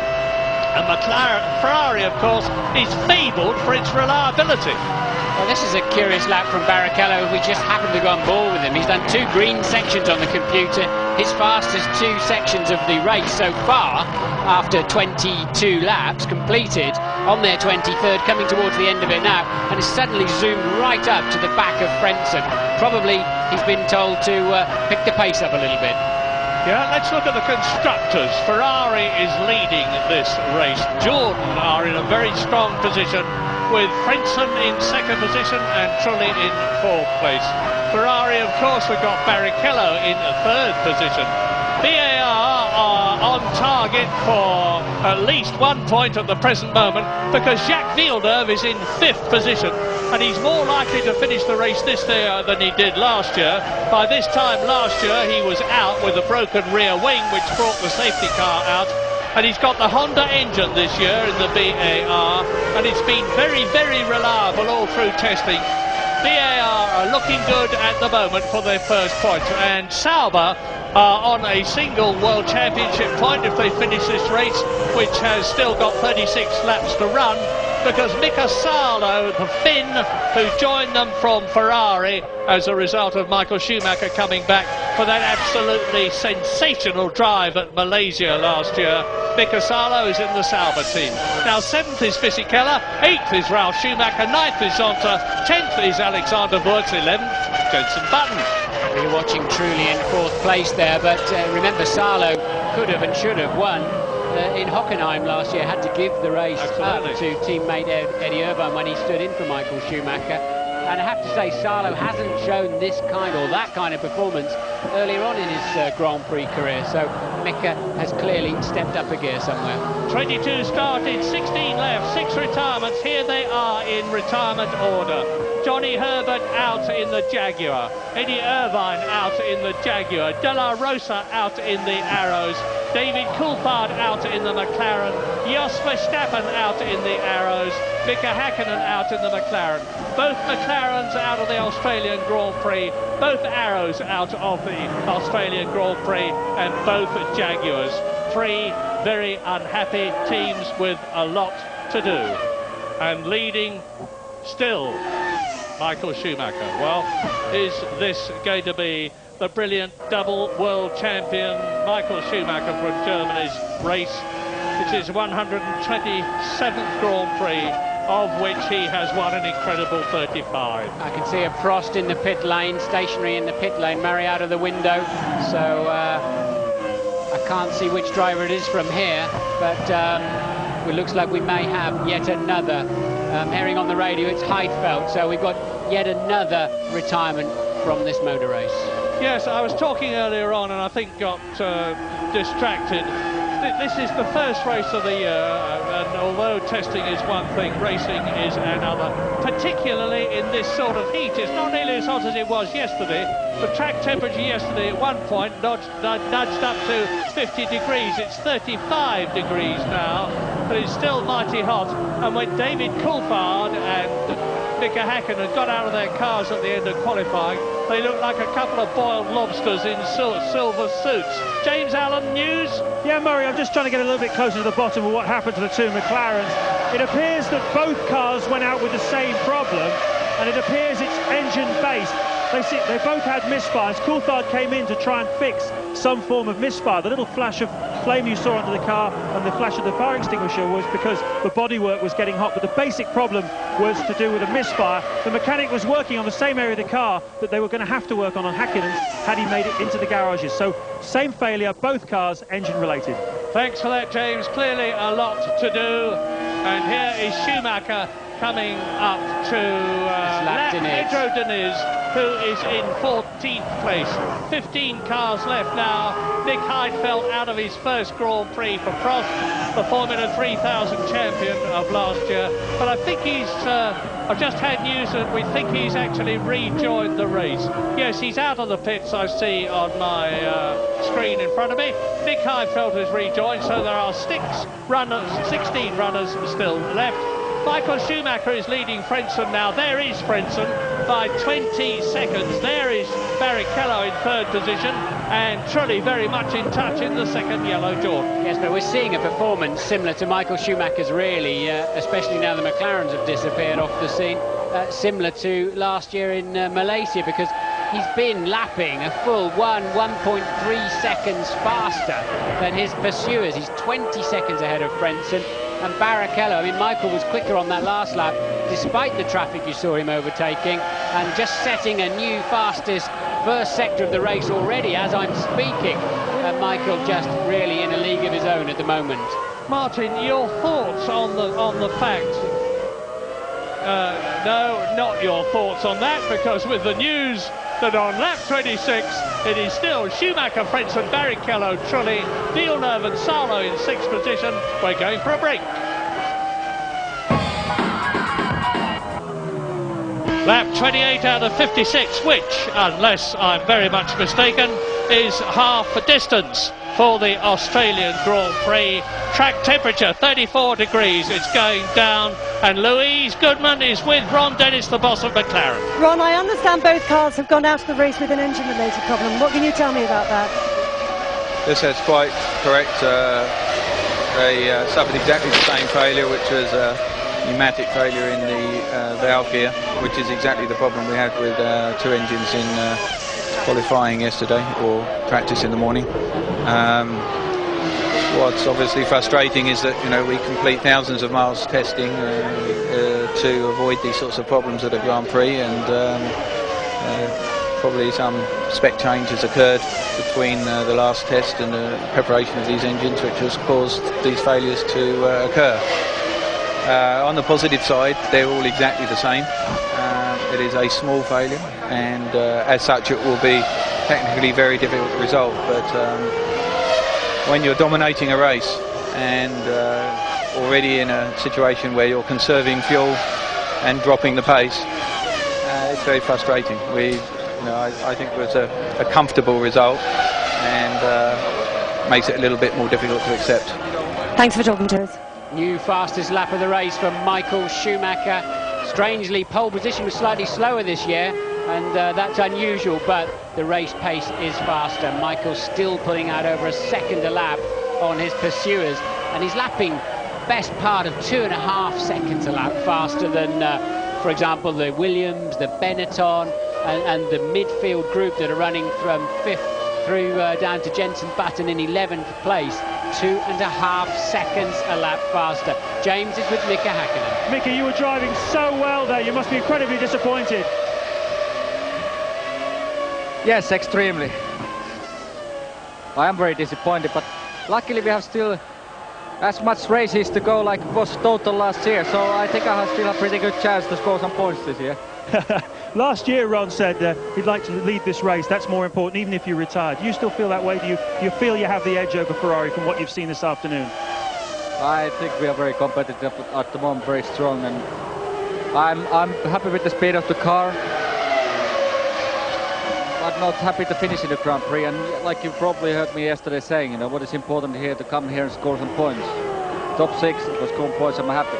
That did not happen, so it doesn't feel very nice at the moment. Thanks a lot, Mika.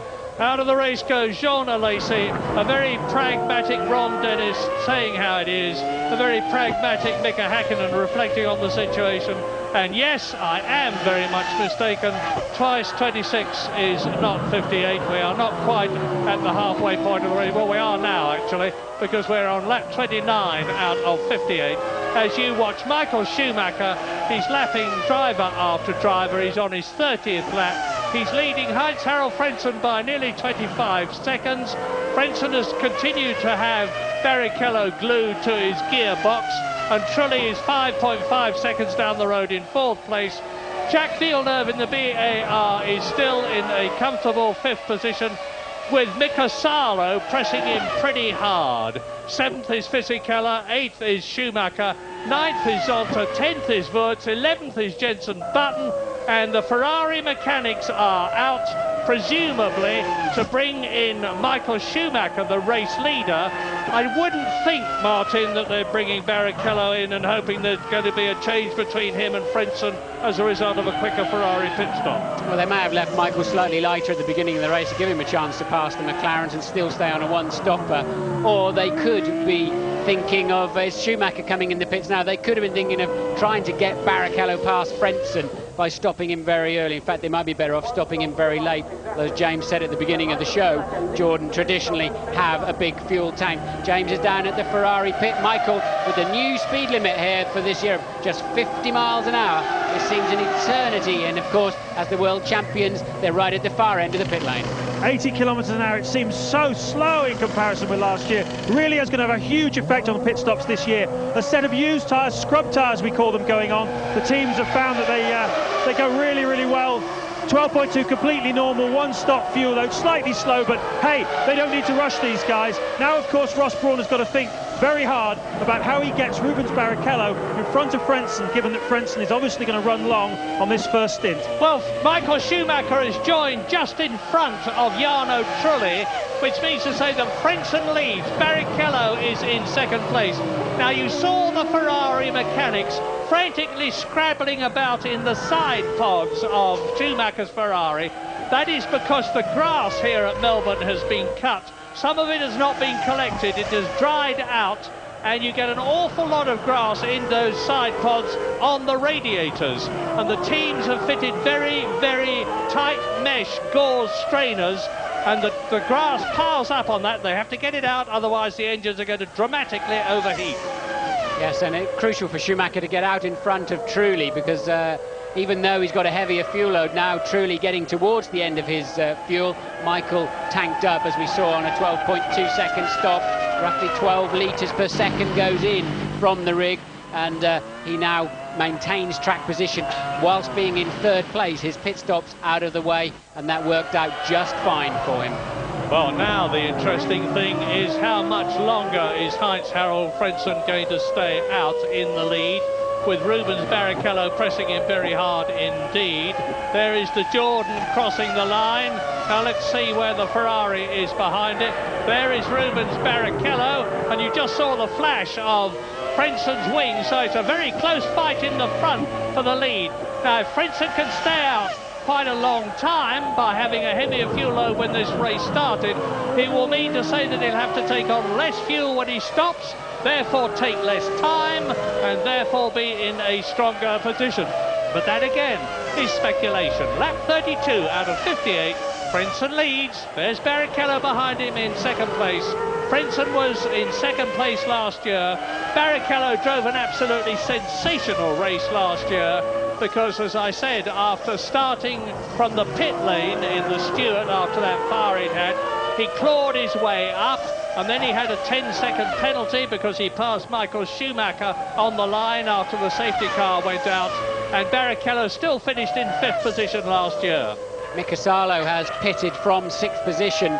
Presumably that was a regular pit stop, and that puts Jensen Button up into 10th. Salo currently running 11th, but I think it was a scheduled stop. Now, I thought I saw Trulli emerging. No, it was one of the Minardis. The liveries of the Jordans and the Minardis are very similar this year.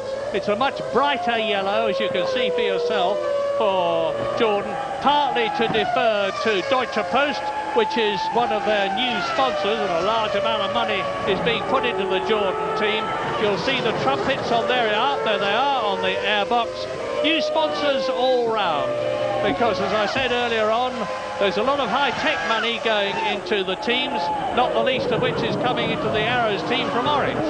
Yes, Rubens will be ruining that poor start, won't he, on the 33rd lap of the race. And, well, look how much it's cost him. He's still tucked up behind Frentzen, but I have to say, not exactly carrying him around every corner either. So Rubens appears to be pacing himself slowly, but he needs to pick that pace up, because Michael in the sister car has been going significantly faster. And as a result of the disappearance of Jean Alesi, Jensen Button in his first Grand Prix for BMW Williams is in 10th position. He is in the top 10. The Ferrari pit crew are getting ready again, and this time, of course, it will definitely be for Rubens Barrichello, as Heinz-Harald Frentzen is coming up to the traffic. Salo in front of him. Yes, unless Frentzen, that's a Sauber I think in front, but unless Frentzen gets badly held up in the traffic, then, in fact it's a Prost, then this is not going to work for Barrichello. Michael's gone out and he's lapping some 2.5 seconds slower now with that extra fuel load. So clearly pitting early is not going to help Barrichello at all. He just needs to hope that Frentzen gets caught up in some traffic, but so few cars on the road this afternoon, that's unlikely to happen. So we're riding with Rubens Barrichello from 3rd position. He made a brave try to get past Heinz-Harald Frentzen as they were lapping Nick Heidfeld in the frost, but comes up into the pit lane. Up on the jacks goes the Ferrari. Off come the old tyres and wheels, on go the new ones. Out comes the fuel filler. 9 seconds. rather a slow start. Yeah, it's a bit of a jerky getaway there for Rubens. He just seems so serene this weekend, almost too serene. He's been cruising around, happy to talk to anybody and driving really beautifully, but a bit tardy away there, and that certainly won't give him a chance to slingshot Frentzen, although I'm looking to see what kind of traffic Frentzen does have in his view. So there is Rubens. You can tell the difference between the two Ferraris, incidentally, by the yellow flashes on the extremities of the front wing and on the roll bar over the air box, and you certainly need them. He's coming up to Jenson Button now. This is going to be interesting to see how the young Englishman in his first Grand Prix in the BMW Williams, it's their first Grand Prix together, copes with new boy at Ferrari, Rubens Barrichello. And Barrichello is in his 113th Grand Prix, despite his comparatively tender age of 27. I think when it all shakes out, Button is ahead of Barrichello this time with the pit stop. Remember, with that safety car earlier in the race, it reformed the pack, so it's not a traditional situation where they make a regular stop and come back out in a predictable position on the racetrack. So I think you'll find Barrichello shakes out actually behind Jenson at this point in the race. Jenson is going jolly well, but the important thing for him in this race is not so much position, but above everything else, to get some race mileage in. He's had comparatively little testing in the Williams because they've had a lot of development problems with the engine in particular. They had rain in South Africa when they went out to Kyle Army for a full week, and Jenson is definitely light on mileage, so the deeper into this race he can get, preferably to finish it, the better off he will be for the future events. And he's in 9th place now, as Martin has correctly pointed out.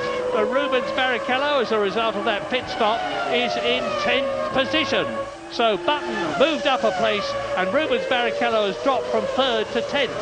Yes, that's cost Rubens badly. That poor getaway put him behind yet another car. James, what can you tell us about Barrichello? Well, Martin, you know, I'm just looking at this, and it's very strange because for one normal one-stop fuel load, you wouldn't get it away in 8 seconds, and that's really all that Rubens was stationary for. What I'm thinking has happened here, because we had the safety car 3 or 4 laps out there, they told Rubens to run the car really lean. He's stuck behind Frentzen. He doesn't seem to be able to get past him. He's been conserving fuel for the last 10 or 15 laps. So, of course, he comes in. They put in a very short fill, hoping to get him out early so he can put the hammer down. But, of course, he messed up the getaway. So it may well be, but, of course, it messes up his chances of getting ahead of Frentzen. Just a theory, but it might be the case. Yeah, I guess you'd never choose a Ferrari as a getaway car necessarily. Attracts too much attention. But all jokes aside, Barrichello there certainly cost himself dearly. And let's see what times Jenson's doing. Low, 1 minute 34s. Ralf Schumacher, 33.4. So he's still lapping. 36 laps into the race, within 6/10 of Ralf. So his fitness... Off goes the Jordan, and it's Jarno Trulli from 3rd position. Now Button is actually running 7th at the moment, or he was. Now he's in 6th position. Jenson Button is in a position at the moment, and it's a long way still to go, to score a World Championship point in his first race. Jarno Trulli blows it in his first race for Jordan. Disconsolately walks away from the car out of the gravel trap. Here it is. I think it's going to be a mechanical failure, not a driving error though, Murray. Yeah, look, the engine's letting go and locking the rear wheels. You have to get the clutch buried very quickly, and then the hydraulic pressure fades away, and that's an oil fire at the back of the car there. As you know, it then quickly burns itself out, and in comes Frentzen for his stop. Frentzen from the lead of this Grand Prix. We're assuming now he was just 14 seconds ahead of Michael Schumacher, and it's about a 28-second total cost to come in the pit lane. So Michael Schumacher will regain the lead. The big story is, where will Barrichello end up? Will he end up in front of or behind Frentzen? My guess is behind. Let's see what sort of job Jordan can do there. Look, they've got a refueling problem. Look, the refueler's not gone on yet. It's not even on at all, so this plays beautifully into Barrichello's hands, and they're still shaking their heads. They can't get the refueler started. It looks like it may be putting fuel in now. The car must be getting so hot sitting there. 23 seconds, so disastrous stop for the Jordan team. Hear this! Yes, lap 37. Michael Schumacher leads. Jacques Villeneuve is in second position. Ralf Schumacher in the BMW Williams is third, and Jenson Button is in fourth position. Incredible! Rubens Barrichello is in fifth place. Frentzen, there he is, fighting hard to recover what was the lead, and is now very, very much down the field for him. This race is getting red hot. Race leader. Well, we've seen the other Jordan go out with a smoky engine, and certainly sitting there for that amount of time for Frentzen will not have done his engine any favours whatsoever. I wouldn't want to put any money on who's going to be on the podium this afternoon, Murray. Still such a long way to go, and so many dramas. Yeah, we've still got 22 laps to go, including the one that Michael Schumacher is concluding right now.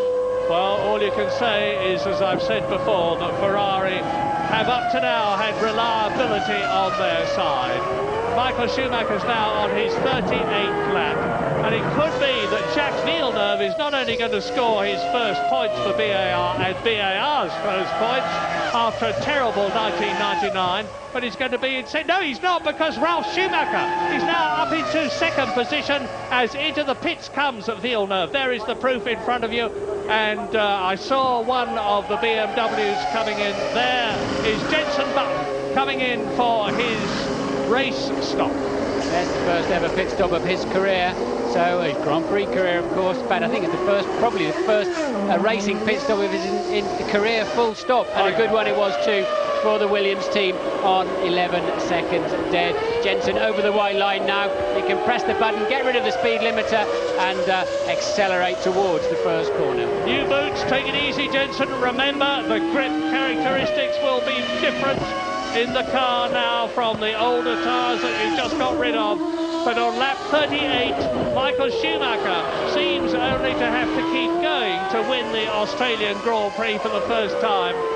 But I dare not make any prophecies. I hardly dare speculate, because, as I said, BMW, who are entirely new to Grand Prix racing since they left it so long ago when Nelson Piquet won with a Brabham BMW Turbo the World Championship in when was it? 3. But they're looking mighty good at the present moment as Ralf Schumacher follows his teammate Jenson Button in for a pit stop. He follows in from second position. Now that means that Barrichello will definitely move up into second place in the Ferrari. And we better just let this round of pit stops develop and the race calm down a bit so that we can see exactly how everything has settled. Oh, there's a lot of problems. I was wondering if it was a heat problem. But it's not all that hot. 24 degrees air temperature.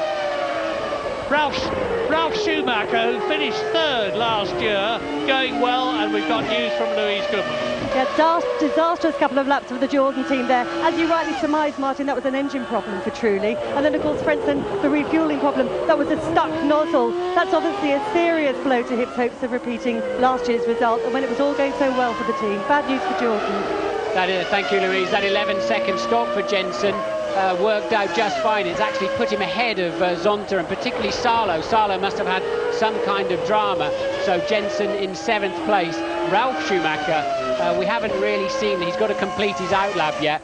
I suspect that's going to put him down around 5th place. Well, things have got to settle down, but quickly, here are the first 6 on lap 39. Schumacher leading Barrichello now. Ferrari first and second. Ralf Schumacher's been into the pits. Frentzen third, Villeneuve fourth, Fisichella in 5th position, and Jenson Button is in 6th place. Time for a break.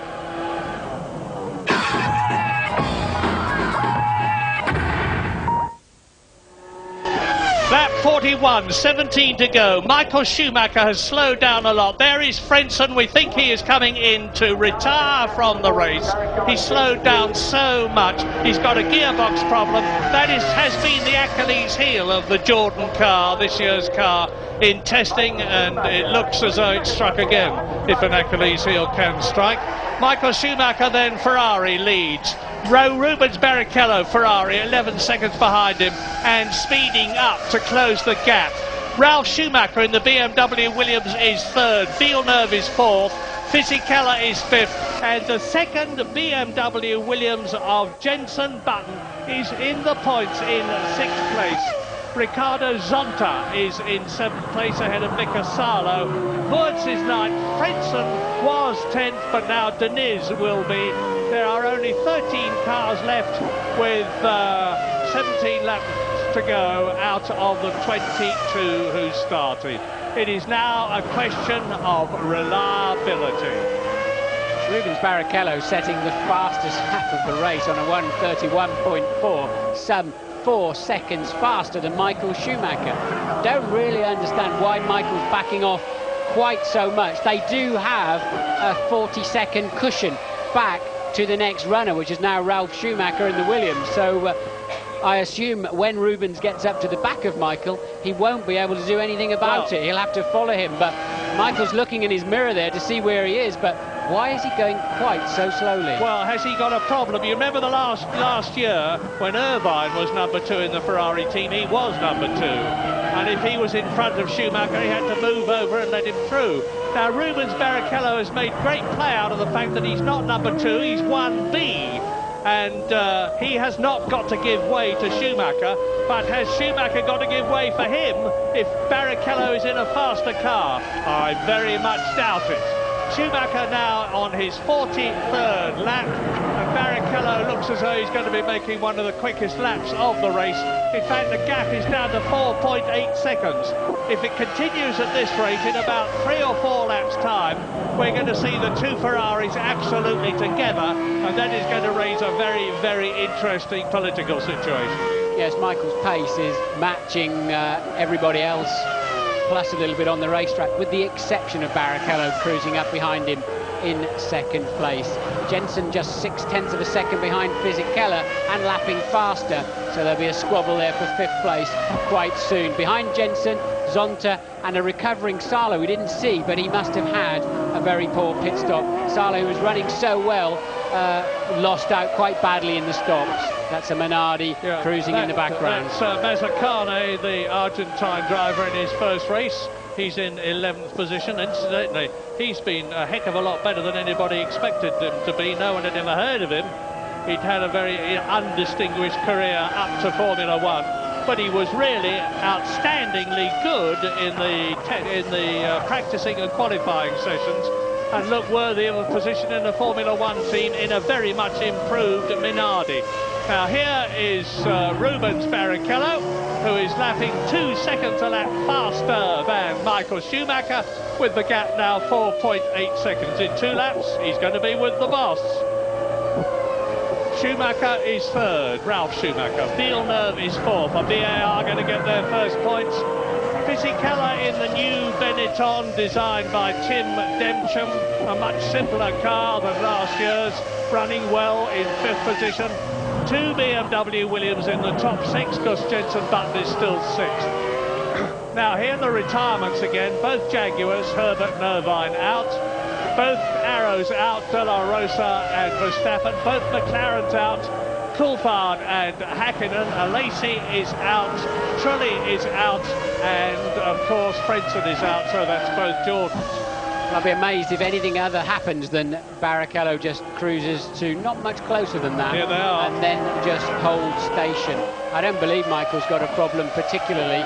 They've got such a cushion, and this is a McLaren game really, pacing themselves at the front of a Grand Prix with an easy 1-2 apparently in their pocket. James, what can you tell us? Yeah, Martin, still 15 laps to go in this race, of course, don't forget, so anything can happen in that situation. Down here in the Ferrari garage, they are absolutely calm, very sanguine. Michael, they say, has absolutely no problem at all. My gut feeling is I think Rubens is trying to do a bit of showboating. He wants to get as close as he can to Michael to show that You know, he's on the pace, he's right there, he's with Michael Schumacher going into this championship, whereas perhaps Eddie Irvine in the past might have been 40 seconds back at the end of a race. Rubens is going to be right with him. Help with a safety car, of course, but nevertheless, it's it's Ferrari looking pretty comfortable at the front at the moment. But as I say, 15 laps to go yet. Well, that 1 minute 31.4 of Rubens certainly proved your point there, James. But I think Michael has got it pretty much under control in the front. Remember, this is a tough track on brakes, particularly. We've seen Frentzen was going to win this race in '97. Brakes exploded.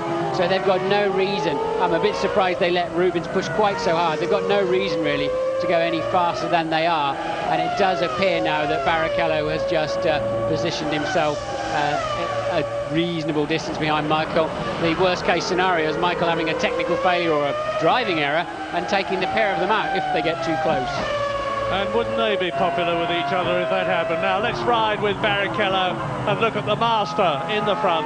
Michael Schumacher at work for Ferrari, seemingly on his way to his 36th Grand Prix victory out of the 127 Grand Prix he will have driven in by the conclusion of this one.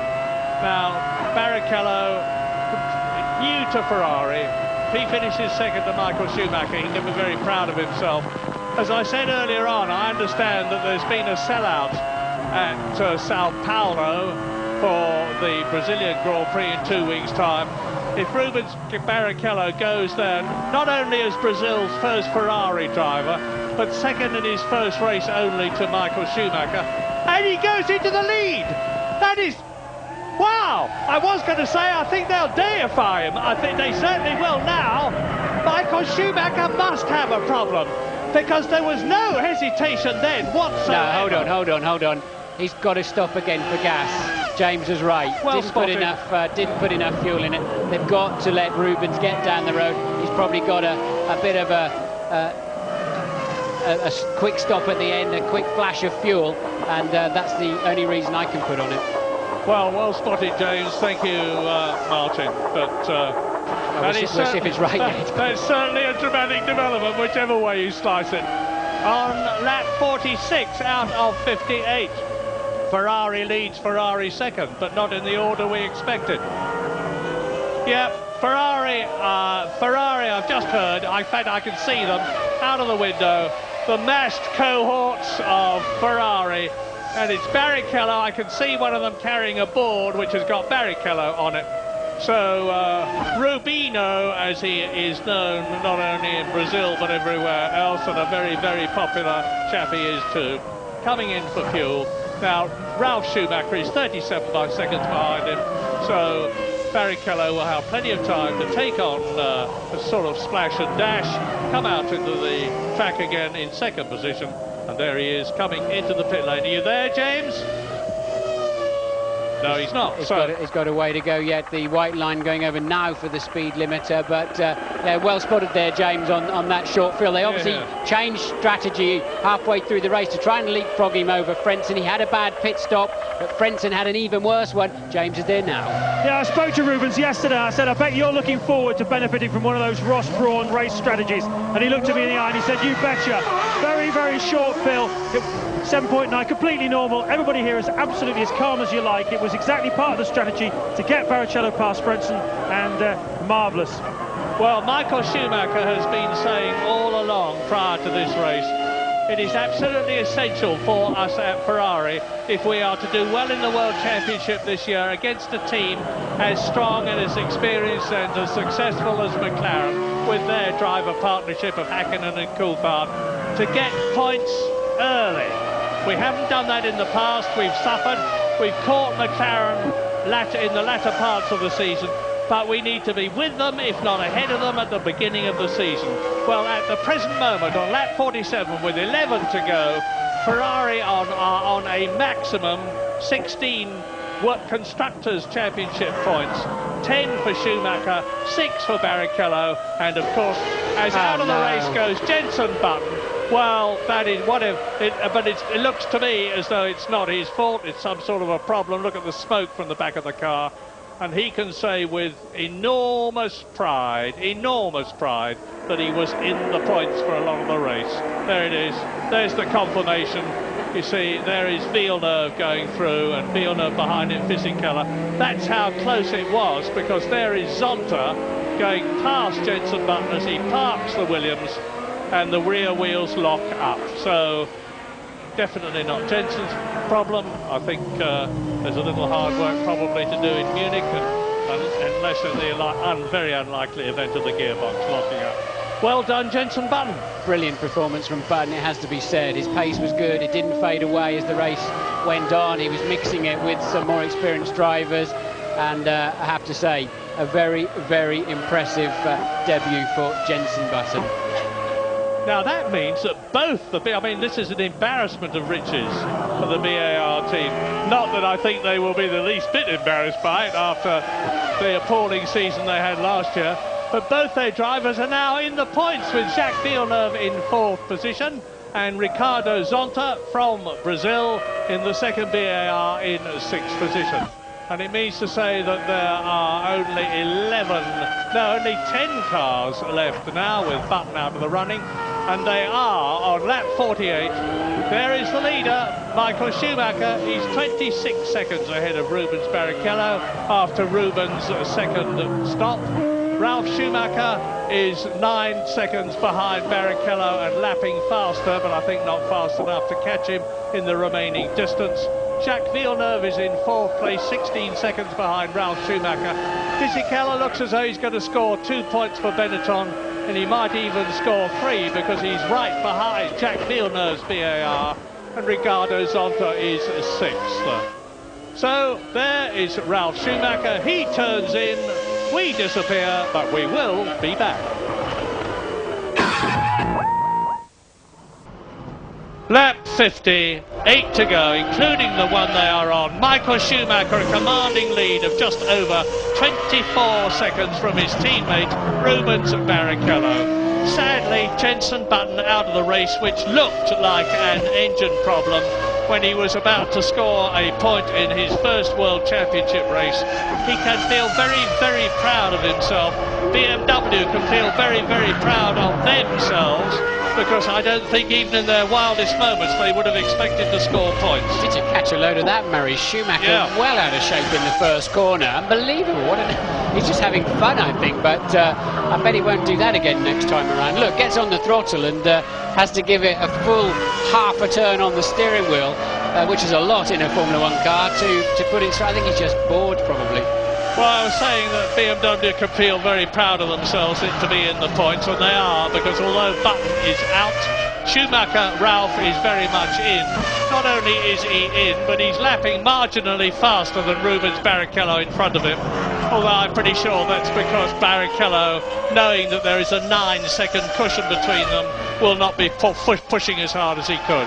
Here's that scrap, Murray, look. This is Villeneuve, Fisichella. Salo has now passed Zonta. Salo is up into 6th place. And this is the scrap. Villeneuve, Fisichella, Salo, Zonta and Wirtz, and they're covered by just 2 and a little bit seconds. And Villeneuve there is 4th. There's Fisichella 5th. Salo 6th. Zonta is in 7th position and Wirtz behind him in 8th place. So 1, 2, 3, 4, 5 cars as quickly as you can say. It's battling for 4th position. Wonderful scrap, and this is the 51st lap of a 58-lap race. Yeah, I'd like to see a replay of how Salo made it past Zonta, actually. We haven't seen too much overtaking this afternoon. Be interesting to see where and how he was able to do it. Good performance from Salo today. As I said, I think he lost out in the pit stop somewhere, but he's getting it back up into the points. And at the moment, BAR look like they could be in for their first ever World Championship point. Here we go, look, we have got a replay. Salo taking a dive up, I think that's into turn 9. Good move there, made it stick, kept his line, and off he goes. Yeah, pretty experienced chap now, of course, Mika Salo. This is his 77th Grand Prix. He's driven for Tyrrell, he's driven for Lotus, he's driven for Ferrari, he's driven for BAR, now he's with Sauber, and he's not only pushing past Zonta as he has done, but he's closing up on Fisichella, looking for 2 points and not just one, because Salo now in the Sauber with the very strong Ferrari engine has undoubtedly got more power than Fisichella, and he's looking for that place. There he is, number 17. There's Zonta, there is Wurz. So both the Benettons are there, and Wurz is just 2 places off a point. There's 2 other runners left in this race. Marc Genet is in 9th place in the Minardi, and Nick Heidfeld is still running in the Prost in his first Grand Prix, 10th and last. So there have been 12 retirements. Lap 52. Mika Salo getting a little bit ragged through 3, 4 and 5 there, but he's clearly the man on the move in that pack. He'd like to get up behind his great friend Jacques Villeneuve, who's currently running in 4th place. Sparkling performance here from Mika Salo. Look at the dust pouring off of his front brakes as he nails the middle pedal and tries to dump some speed, turns in nicely. That car's handling well. The thing that's interesting me is the situation that BMW have not got one of the very latest, very small, very light engines for their return to Formula 1, and Honda have, and Ralf Schumacher in the BMW Williams is ahead of Villeneuve in 4th position. He's ahead of Zonta in 6th position. And it's not as though Jacques Villeneuve is a dusty driver. This is the world champion of 1997 that we're looking at leading this batch. There's Fisichella. Tim Gentian, who designed this car, can be very proud of himself. Yes, and Villeneuve making a mistake there into turn 14 too. We saw him lock up a wheel, but still heading the pack up as they come over the line. There's 6/10 back to Fisichella, another half second back to Salo, Zonta, and then Wurz. You can see in your picture now.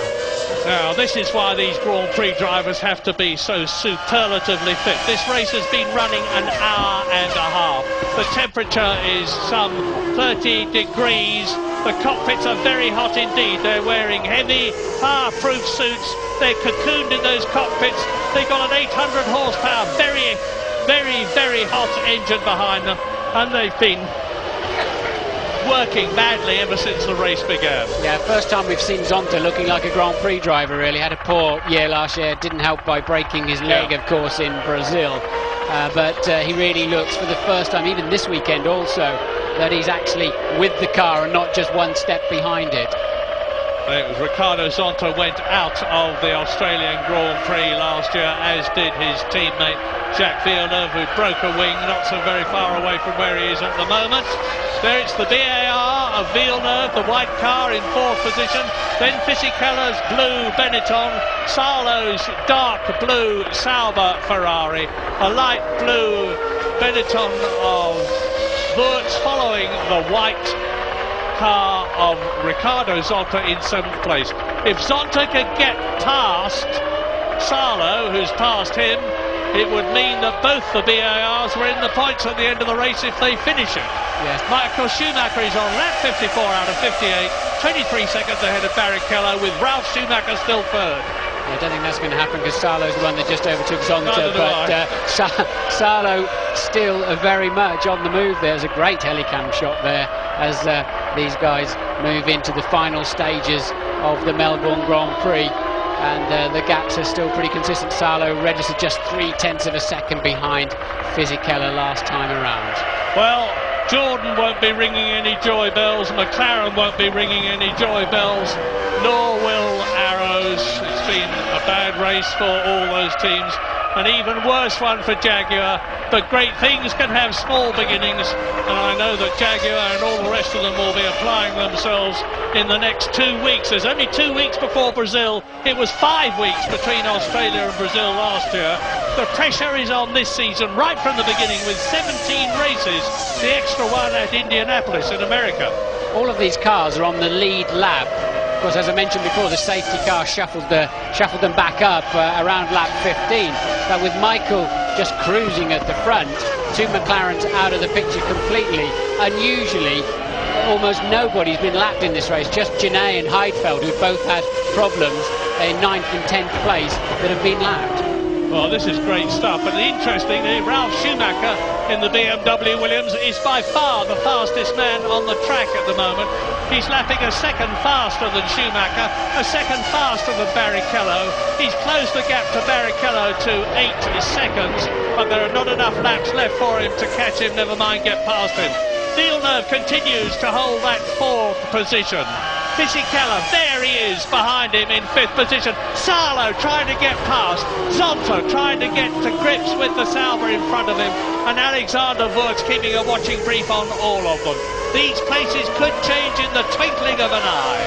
And there are 4 laps left, including the one they are on. I remind you that Michael Schumacher is still out there, still leading.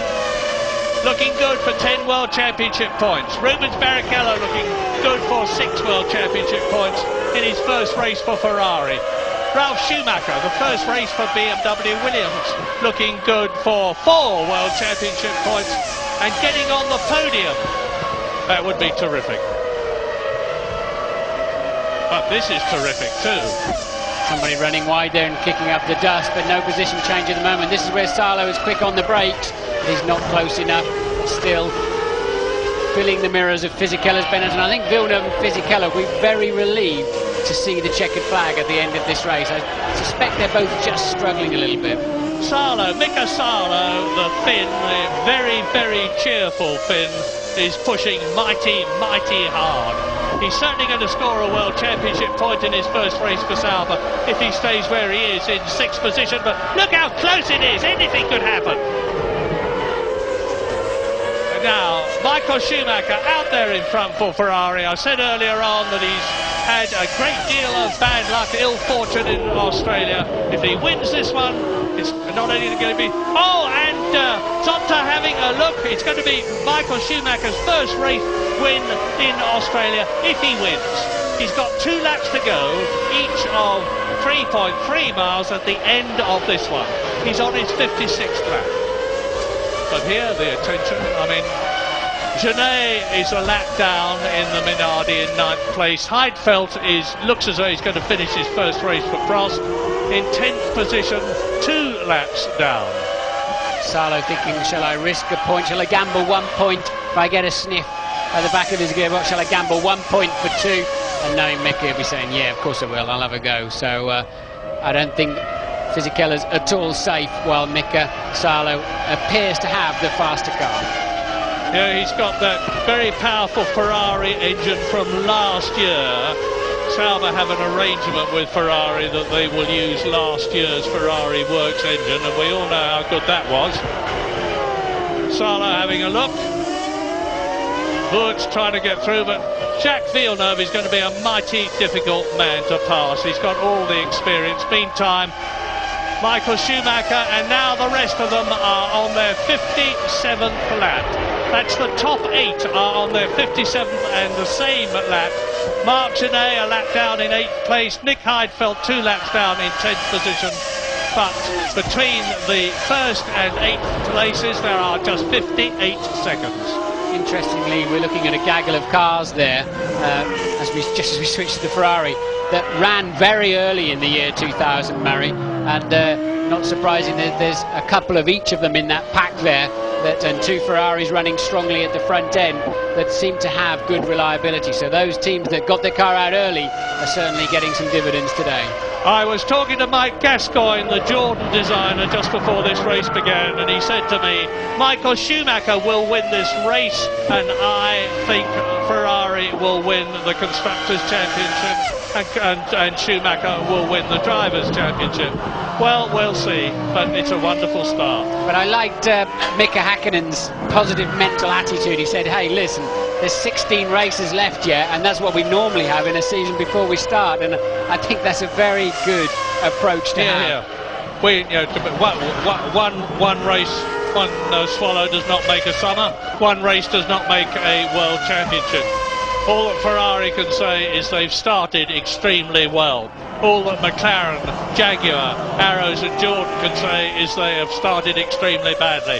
But there's still 16 races to make up the gap or to lose to your rivals. But Michael Schumacher will be very, very happy with this. He's been enormously confident all the way up to the start of this race, all through testing. and all through qualifying, even though he started third behind the two McLarens. He said, I'm not the least bit bothered. This is a long race. Third is a good place to start. And it looks as though, as is usually the case when Michael says something, he was absolutely right. The flags are flying, and Michael Schumacher is coming through to win for the first time the Australian Grand Prix in wonderful style. A great sight. Schumacher wins. Fist out. Victory salute. And a euphoric Ferrari team greet him home and look down to see Rubens Barrichello. There he is, finishing in second place in his first race for Ferrari. Now, only 7 seconds further back, it should be Ralf Schumacher in the BMW Williams, and it is. Ralf Schumacher finishes third. A great finish for him and for the Williams team. That chasing pack is some 27 seconds behind, but at the moment Villeneuve is heading it from Fisichella still. There he is now, coming through 14 into 15. No position change, it appears, in there. So BAR are going to take their first World Championship points, providing there's no scrutineering hiccups after the race.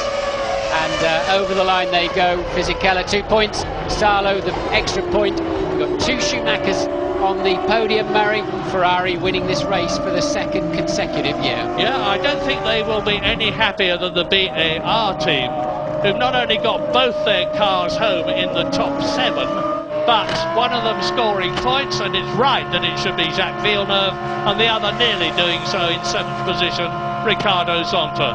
But now the two Ferrari drivers go round in formation, saluting each other. But the man of the day, as we have seen so very often in the past, is the great double world champion Michael Schumacher, making a wonderful start for his attempt at a third world championship in the year 2000 to achieve the goal that he has been fighting for ever since he left Benetton in 1958, to bring Ferrari back to the front, not just in the Constructors' Championship, which in a way was a consolation prize for them last year, but the vital Drivers' Championship, which was last won for them by Jody Scheckter as long ago as 1979. And the BMW Williams sandwiched between the two Ferraris. Ralf Schumacher has driven as meritorious a race, in my opinion, as his brother.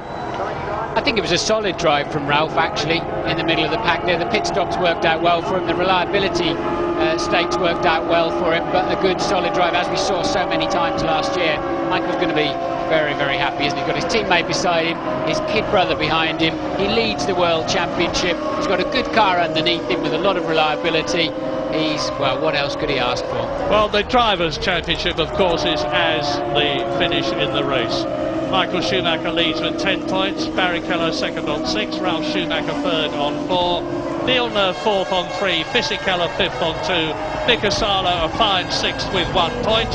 Ferrari lead the Constructors' Championship with a total of 16 points, the maximum they could score from first and second.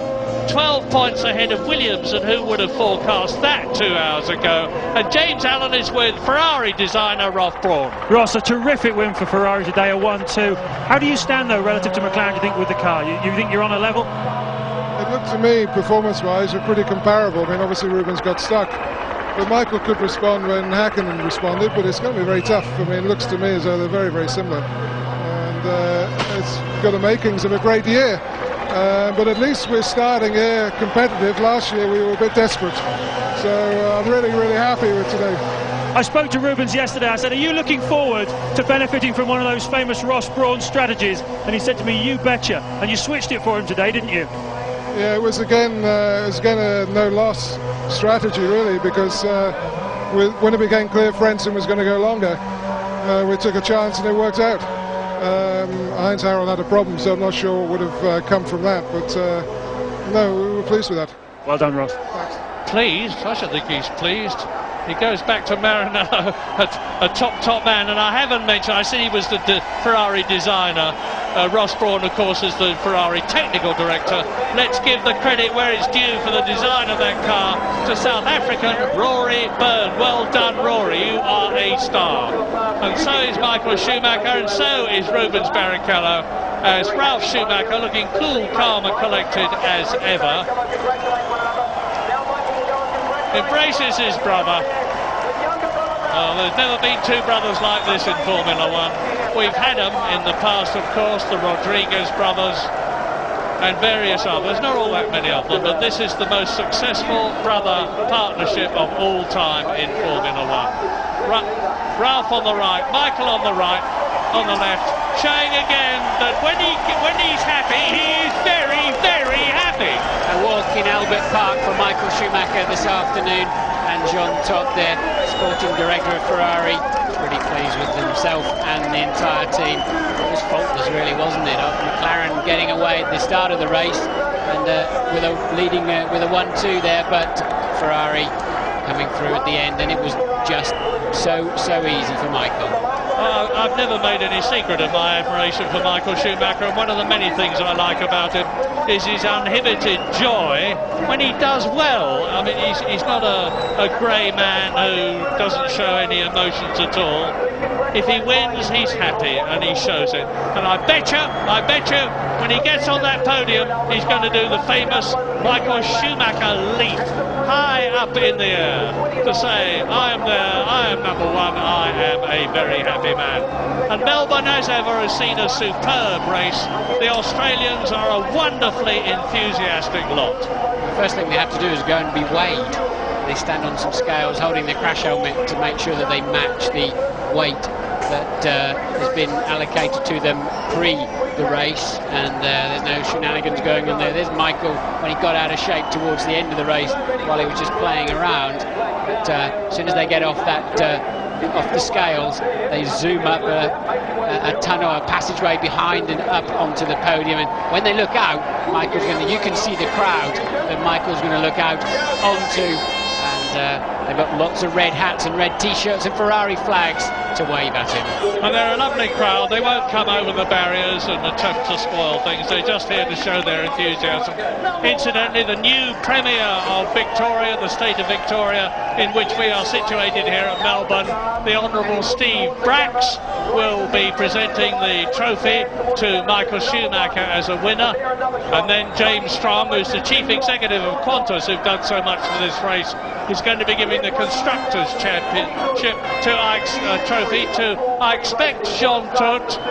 It's normally him, or he might ask Ross Brawn to go up. Ron Walker, who's chairman of the Australian Grand Prix Corporation, and probably more than anyone else is responsible for the success of this race here at Melbourne, will be giving the second prize to Rubens Barrichello. And then John Osborne of CAMS, which is the governing body of motorsport in Australia, is going to give Ralf Schumacher his trophy. Enormously happy Ferrari team, of course. They all work hard. Arrows work hard, Jordan work hard, Minardi work hard, Williams work hard. Some get the success and the rewards, some don't. And they certainly going to Ferrari, and just listen to the crowd.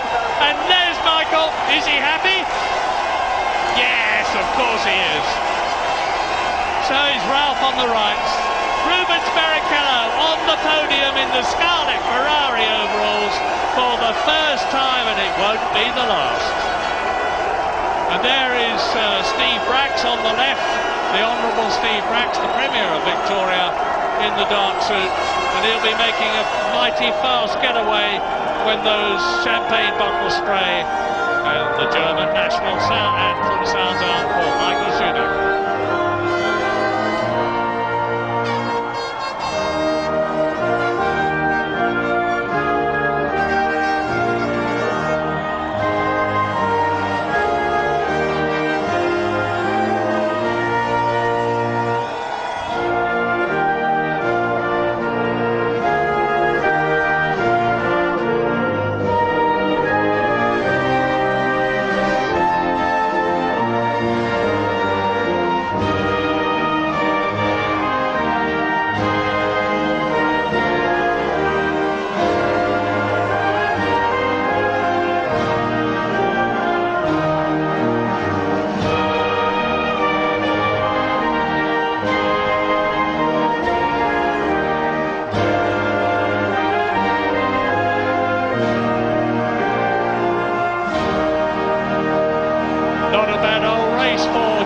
Ferrari with the two Schumachers of BMW, but for Ferrari, the constructors, the Italian national anthem.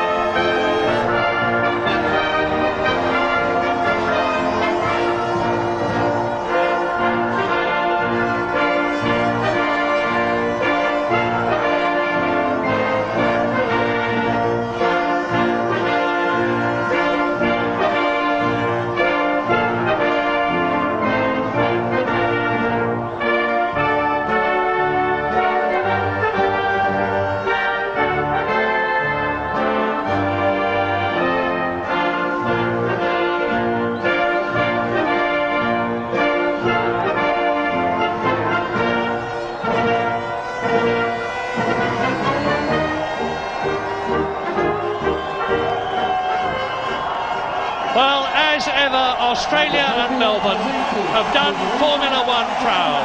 A wonderful way to start the new season.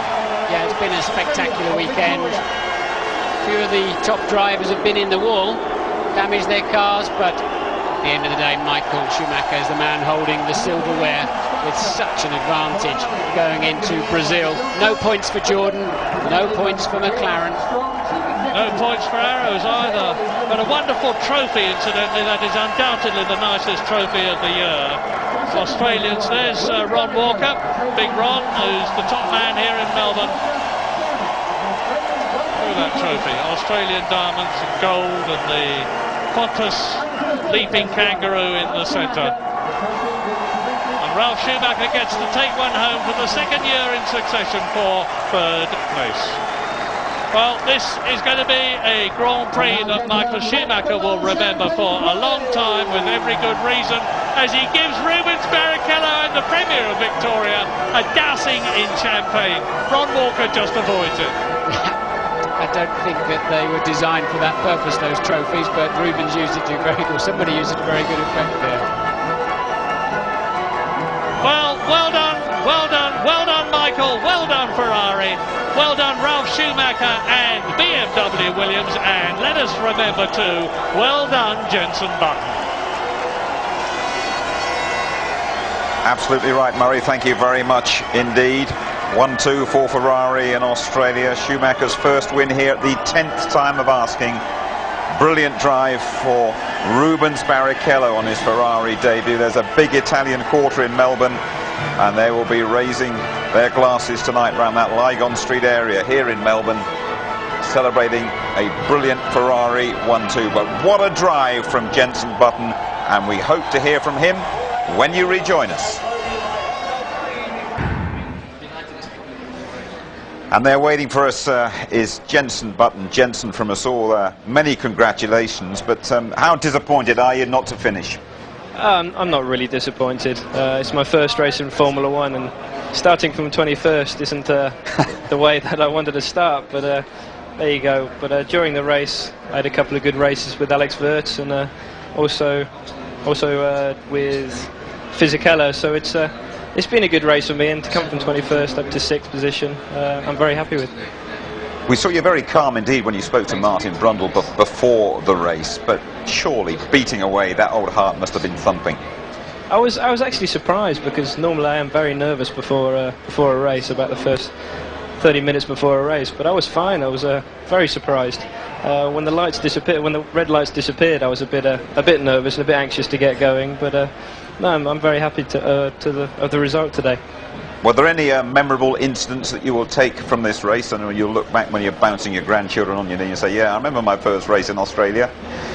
It'd have to be the first 3 or 4 laps. It's never having experienced it before. It was amazing feeling being up there with all the top drivers in Formula One. But no, it's got to be the first 3 laps. How different was the whole experience of a Formula One race for you, Jenson? It's obviously very different. Long races to start with. A 58 lap race is is very long compared to what I'm used to. It's about 20 laps in Formula 3, so it's quite a big difference. Also the competition. This is the best drivers in the world I'm racing against now, and it's great to be here. Physically, did you feel it in the later stages? Very, very hot out there, very demanding. Yeah, just after the just before the pit stop, so I started getting a bit tired. But after the pit stop, I was raring to go again. I don't know what, maybe I had an extra booster or something. But coming out the pits and being in sixth definitely helps. Now, we had your dad John up here before the start of the race. I mean, just looking at you and chatting to you here, I tell you what, he was more wound up than you were throughout the whole day, I think. No, it's been a pretty good day. I've been chilled, pretty relaxed, but I think that's part of the team's way of working. They've not put any pressure on me today. Obviously, starting 21st, you can't really have much pressure. But no, they've been great, especially Frank, Gerhardt, and lots of parties with your mates going on back home around that Somerset area. I think your dad, who's just joined us, was telling us. You might just like to say something to your pals back home, Jensen, but before we call in John. Hi there. Yeah, no, I'd like to say thank you to all my friends. I know that a lot of them were up watching the race, and to my girlfriend and the rest of the family. It's great to have the support. Thank you. Well done, Jensen. John, the kid did good, didn't he? Yep, boy done good. we had Murray. Murray went in sort of town crier mode at one stage when he gave it the hear this, oh, Jensen no. Button is fourth. Yeah, I can imagine Murray. Yeah, didn't fall off his stool, did he? But how bad was it for you sort of watching it, or can you honestly sit back and say you enjoyed the whole experience today, John? No, I did enjoy the experience. I found a quiet place in one of the grandstands and away from everyone, and really soaked up the whole race. It was brilliant. At the end of it, I guess there'd be a slight sense of disappointment that Jensen, he was in the points, and the engine let him down at the end. He didn't manage to finish. Yeah, I think a slight disappointment is the right words. Just he handled himself so well in the race, and what I saw, he didn't put a foot wrong, and all the doubters now can be put to rest, I feel. I was going to say, you'd have seen the headlines over here. Was it Boy Wonder or Boy Blunder, one of them said. I mean, I think he's proved a point today. Yeah, excellent, but drove very maturely, and no, excellent. All over the moon. And now, Jensen, going back to you now for Brazil, eh? Yeah, I've got 2 days testing at Silverstone next week, which I'm looking forward to. Don't know how I'm going to feel after a 24-hour flight back from here, but I'll try my best, and then we go out to Brazil. I think it's on Monday, so looking forward to it. I heard it's a very, very demanding circuit, so I'll be in the gym training. Okay, just finally, Jensen, just sum up the whole thing for us. Just put it succinctly, your feelings about what's happened to you here in Australia this weekend. My first experience of Formula 1 is what I expected it to be.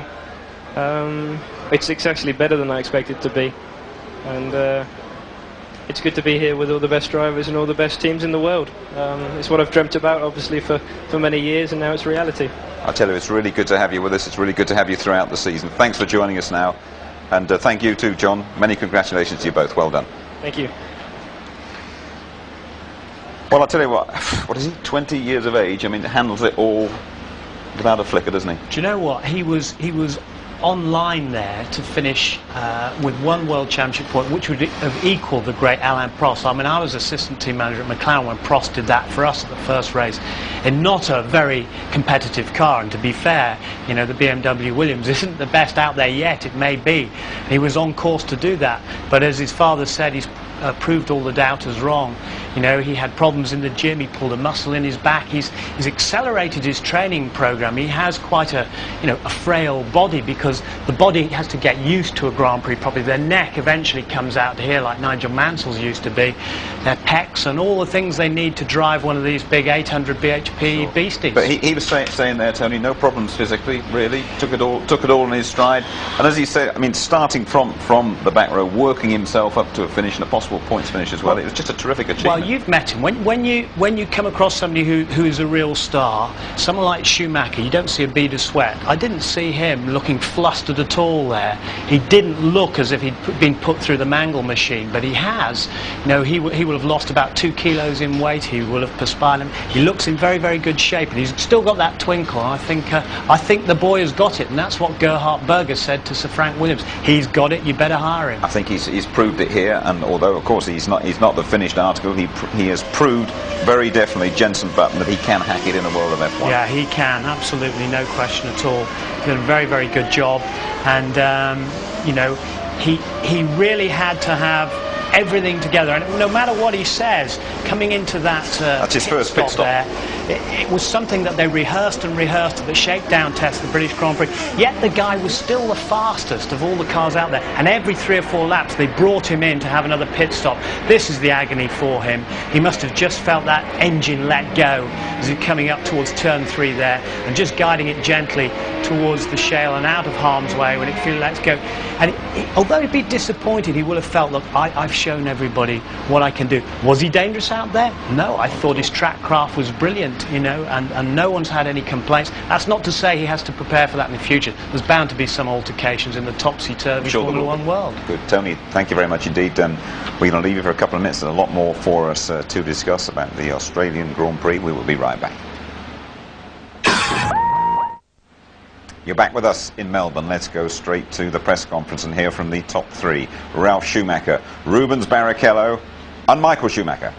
Michael, this must be the perfect start to the season for you. 1-2 for Ferrari, first for you, your first win in 10 attempts here in Australia, no points in McLaren. You must be delighted. Yes, certainly. I mean, delighted is probably the wrong word. I mean, imagine how long I'm in Ferrari. It's the fifth times we try to win this Australian Grand Prix and be competitive from the beginning of the season. But somehow when I went into my new car, I immediately felt this is the car I'm going to doing with and I'm going to fight really from the beginning of the championship with. And obviously there was a little bit of disappointment yesterday because we didn't get the full potential out. And myself, I wasn't too worried. And I believe I proved this today, that I was right. And thanks really to the guys, they have done a fantastic job. I mean, not just the car is reliable, but it's so bloody fast, this car. I'm really, really delighted to drive this car. Now, even at the start, when you were in 3rd place behind the 2 McLarens, you just seemed totally in control. Was that the case? Yeah, I was already from the beginning basically driving pretty easy, saving my tyres, saving my fuel, just for the final moment when pit stops would have come to attack. That was my strategy, and it worked fine. Unfortunately, the 2 guys in front of me broke down. I would have wished to have a race until the end to prove really how good we are. But I think we will have plenty of opportunities to do this year. Now, talking about that, when you saw David retire, did you then consciously pick up the pace to perhaps force Mika into also having a similar problem? I mean, I saw David slowing down, and I was wondering what's going on, whether he had a problem or whether his team told him to do certain things. I wasn't sure. So I was worried for a moment what is really going on. Luckily, I saw him going into the pits and I knew what is going on. So it was just a matter of being calm, cool, putting pressure on Mika that we wait till the pit stop and see what happens. That was my strategy. I wasn't thinking he would break down as well. Thank you, Michael. He was expecting opposition from the McLarens, Tony. It never materialised. No, it didn't, and that is an amazing thing, because while Ferrari spent so long in the wind tunnel trying to land with the wheels turning, as you said, the miles that these guys put on, you know, Coulthard in particular did all the work during the winter, trained like crazy. They even grafted on the 2000 rear end with the 2000 engine onto a 99 chassis, run around with that, tested all the components, and here we are early in the Grand Prix coming in with this problem. The same problem as Ron Dennis said that they identified yesterday with the valve gear, the pneumatics relating to the valve gear. We saw them playing around with the pipes, and there's Coulthard. He went back out and he had to return. The same thing affected Mika Hakkinen. This is exactly what Hakkinen wanted to avoid. He said, please, please, please, we want to be there from the first race. I don't want to have to go through the agony that we went through last year. That's what he must have been thinking as he retired from this first race. Okay, there's 17 this year instead of 16. But one thing Ron said there, he said, we were conserving fuel well. This new Mercedes engine, when it's on stream, better watch out, because it's very fuel efficient and fast. Thanks, Tony. Well, agony then for McLaren, not so for Jacques Villeneuve. Villeneuve, the former world champion, scoring the first points for British American racing. Jacques, what a brilliant way to start the season. Oh, it feels great. Mostly after all the hard work of last year, and finally get a result is a good thing. What difference is it going to make to the team? Well, it's good. It brings a lot of good energy to the team. The team has worked very hard, and finally we got a result. So now we can push forward. What area is it that you've been working on over the winter that's made this difference? Reliability. That's the main issue. Reliability, as always, the key here in Australia and indeed everywhere else. Just confirmation then of the results and indeed the points. Michael Schumacher 10, Rubens Barrichello 6 for Ferrari, Ralphie Schumacher 4 for Williams, Jacques we just seen, a precious 3 points of BAR, Fisichella with a couple for Benetton, and Mika Salo. What an excellent drive from Mika Salo, an excellent first drive and making his point for the Sauber team. Okay, plenty of football coming up your way here on ITV this week. The Champions League continuing. Manchester United on Wednesday night. On Tuesday, though, Chelsea, go Dutch. And this is what is coming up for you. A rerun this afternoon at 2 o'clock. Highlights just before midnight tonight. And by the way, on ITV2, a repeat of the highlights 8 o'clock on Monday evening. You've got the good start that you didn't get the last 2 years. How do you see the season ahead now? Exactly the right direction. I mean, that's what we needed to start off competitive, and now the season can go ahead. Quick word on Rubens. Fantastic drive by him today. Yeah, no, great job, no doubt. That's what we wanted, to have a competitive teammate, and he certainly is. We got on very well, I have to say. We work very well together. We exchange a lot of information. So it's also, all in all, a very calm atmosphere. What was the feeling like when you were stood on the podium? Well, you know, I'm always delighted to be there. I'm always, for sure, people in Brazil are happy because everything is happening. But I mean, inside myself, I think I did a good job. I was almost on the pole position this time, and I was almost on the first place this time. So who knows? Brazil is coming. I was able to go very fast during the race. I was, I'd say, pushing onto the McLarens. They had a better start, as usual. That's something we need to work on. But I'm very optimistic. We are there, and we need another little steps, and then we will look a little bit more comfortable. Jensen's performance today. Jensen did a very good race. I mean, I have to say, I have to make him a compliment. He did a good weekend.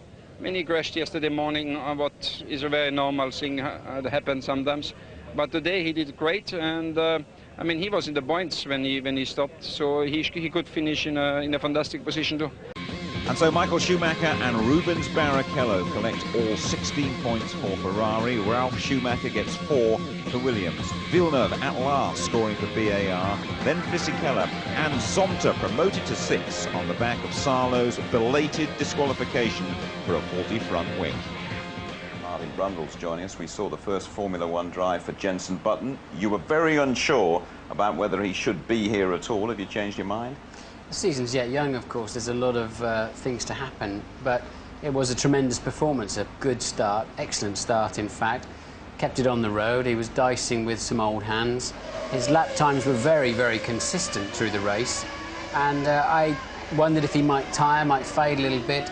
Jenson said later that he was feeling a bit fatigued just before the pit stop, but when he came out after this stop, which is very quick in 11 seconds. His first ever pit stop. His first ever pit stop in a motor race. Got away well, look. And next time round, they're showing him P6, and that gave him a second wind. Tony, he seems to have handled the whole Formula One circus like a veteran. Yeah, he has, and I mean, I can't think of anyone other than Alain Prost, when I was working for McLaren, who came from F3 after we'd selected him, went straight into his first race and got 6th place, which of course what Jenson was heading to. And he'd had literally no experience whatsoever, other than this man on the right, who also did a great job jumping from F3 to F1. I think he's got it. As Martin says, the jury's out because there's a long way to go. But let's hope for his sake and for Britain and for the younger drivers who are waiting for him to blaze a path for them, that he makes it. So we give Jenson a tick, shall we, Martin? Let's look at the start. It looks as though McLaren's have got a big stick there. They look a big tick, I should say. They look to be away and gone. Yeah, the McLaren's a perfect getaway there from both of them, and Coulthard even thinking, having a look up the inside of Hakkinen, but the Ferrari's very tardy away, giving one of the Jordans, Frentzen, a chance to split them, and that would cost Barrichello a lot of time. A little bit of a touch going on at the back end, but pretty solid driving from all those in the field, actually. Now, when the big cat came out of the bag, which a big blaze of glory, wasn't it? But they sort of whimpered away with the tail between the legs here, Jaguar. Yeah, I mean, it's a shame again, and we have to remember that it's a repainted Stewart team, and they have had these huge problems. But Johnny Herbert, and Martin said it in the commentary, unfortunately, it's the same old luck for him again, and he almost has the secondary Australian jinx. That was Deniz who pushed him out there, and then someone had pushed into him. But, you know, he got thrown off into the sand in '97, him and Villeneuve, and this was Irvine also spinning out in avoidance of Pedro de la Rosa, who'd gone up earlier off there. You know, a suspicion, maybe some sort of a failure on the arrows. We don't know, we'll have to wait and see. Let's go back and talk about McLaren's, Martin. Amazing. Again, they leave this place nil point. I know Ron Dennis said to me before the race that he felt sure they'd fixed the problem they had on Saturday morning when both cars failed with engine dramas. They thought it was something to do with a transit problem as they were coming over from the UK to Australia, and he felt it wouldn't be repeated. But as we saw, both of them puffing smoke out of the back as they departed from the race looking very sick, and as you say, absolutely no points, and they didn't seem to have their clear performance advantage that they've had in the last couple of seasons going into the first race. And the Jordans as well, so much expected from Jordan this season, especially after the way they went last time around, and they had a pretty miserable old time, Tony. Well, they got the strength and the continuity with the Mugen Honda engine, the same staff and team, and Jarno Trulli, the poor lad here, who's in a firm third position, and then off he goes out like that. Look at the flames coming out of the back. That a bit of a shock. They have had gearbox problems during testing. Now, this is Heinz-Harald Frentzen. It was after the pit stop. Schumacher had already come in. Heinz-Harald Frentzen had a 14-second lead. He came in. Now, this was the refueling problem, having to put the nozzle back on and off. Something had jammed in there, and that'll rekindle this debate about the decoupling under flow, that is, with the fuel still in the hose, and then yanking it off, which is what Ferrari did last year to make refueling quicker. It could jam. Lots of people say it's dangerous. Final word from you, Martin. Sum up the Australian Grand Prix. Well, reliability was a huge issue. Ferrari looking strong in every way. Michael Schumacher looking peerless, it has to be said. I thought there were some very solid drives through the field. I think we had one or two strange runners in the top six at the end. Maybe they won't have quite such a luxury, I think, as Jordan and McLaren particularly, and Jaguar get their act together. Martin, Tony, thanks very much. ITV2, Monday night, a repeat of this highlights programme at 8 o'clock. And a couple of weeks' time we go to Brazil, stand by for Rubinho fever there. Lots of support for Barrichello, qualifying live 3:30 on the Saturday afternoon, and the race, our coverage starting from 5:20 on the Sunday, highlights at 11:15. And so Michael Schumacher is a winner at last in Australia, and so is Jenson Button, thrown in at the deep end, down under, but emerging in great style. Good night to you all.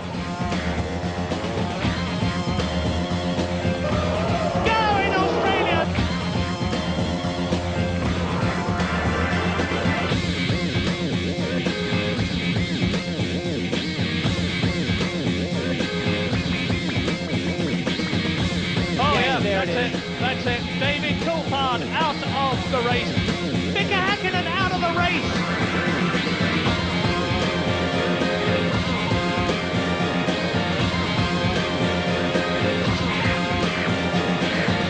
Schumacher wins.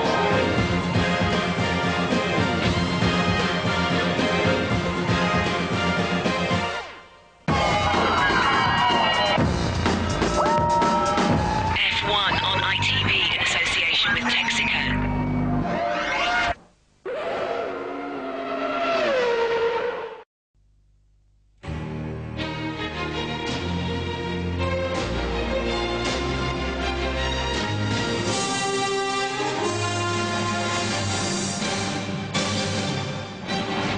From the studios of ITN, the news with Sharon Gray. Good morning, the headlines. And Michael Schumacher wins the Australian Grand Prix. Sport now, first motor racing, and Michael Schumacher of Germany won the Australian Grand Prix in Melbourne for the first time. There was huge satisfaction in the way the 20-year-old British driver Jenson Button drove. At one stage he was in 4th place before mechanical problems caused him to withdraw. Here's Nick Qureshi. This year's Formula One Drivers' Championship season got off to a flying start in near-perfect conditions in Melbourne. Last year's champion Mika Häkkinen first into the opening bend. Britain's Johnny Herbert began his campaign badly, packing up on the first lap. And his Jaguar teammate completed a disastrous opening Grand Prix for the new outfit, with Ulsterman Eddie Irvine going out after a collision. Next of the British contingent to fall was David Coulthard, out with an engine fire after lying second. So it looked as though it was going to be Mika Häkkinen's race. He had a comfortable 30-second lead over Michael Schumacher until his Mercedes engine forced him out of the race on lap 19. Schumacher, who'd never won in Australia in 9 attempts, increased his lead at the midway points to a massive 24 seconds over Heinz-Harald Frentzen, who was to retire soon after. Meanwhile, Britain's 20-year-old Jenson Button had quietly driven through the field and now found himself in 4th spot. Remember, this was his first Grand Prix and he'd started from the back row. It was a brilliant debut, but it wasn't to last. Eventually, with 11 laps left, he too was forced out with a mechanical failure. Schumacher in his Ferrari duly completed the race to win and take the full 10 championship points. Rubens Barrichello in his first race for Ferrari was second, and Ralf Schumacher driving a BMW Williams was third. 16 races to go. Nick Qureshi, ITN.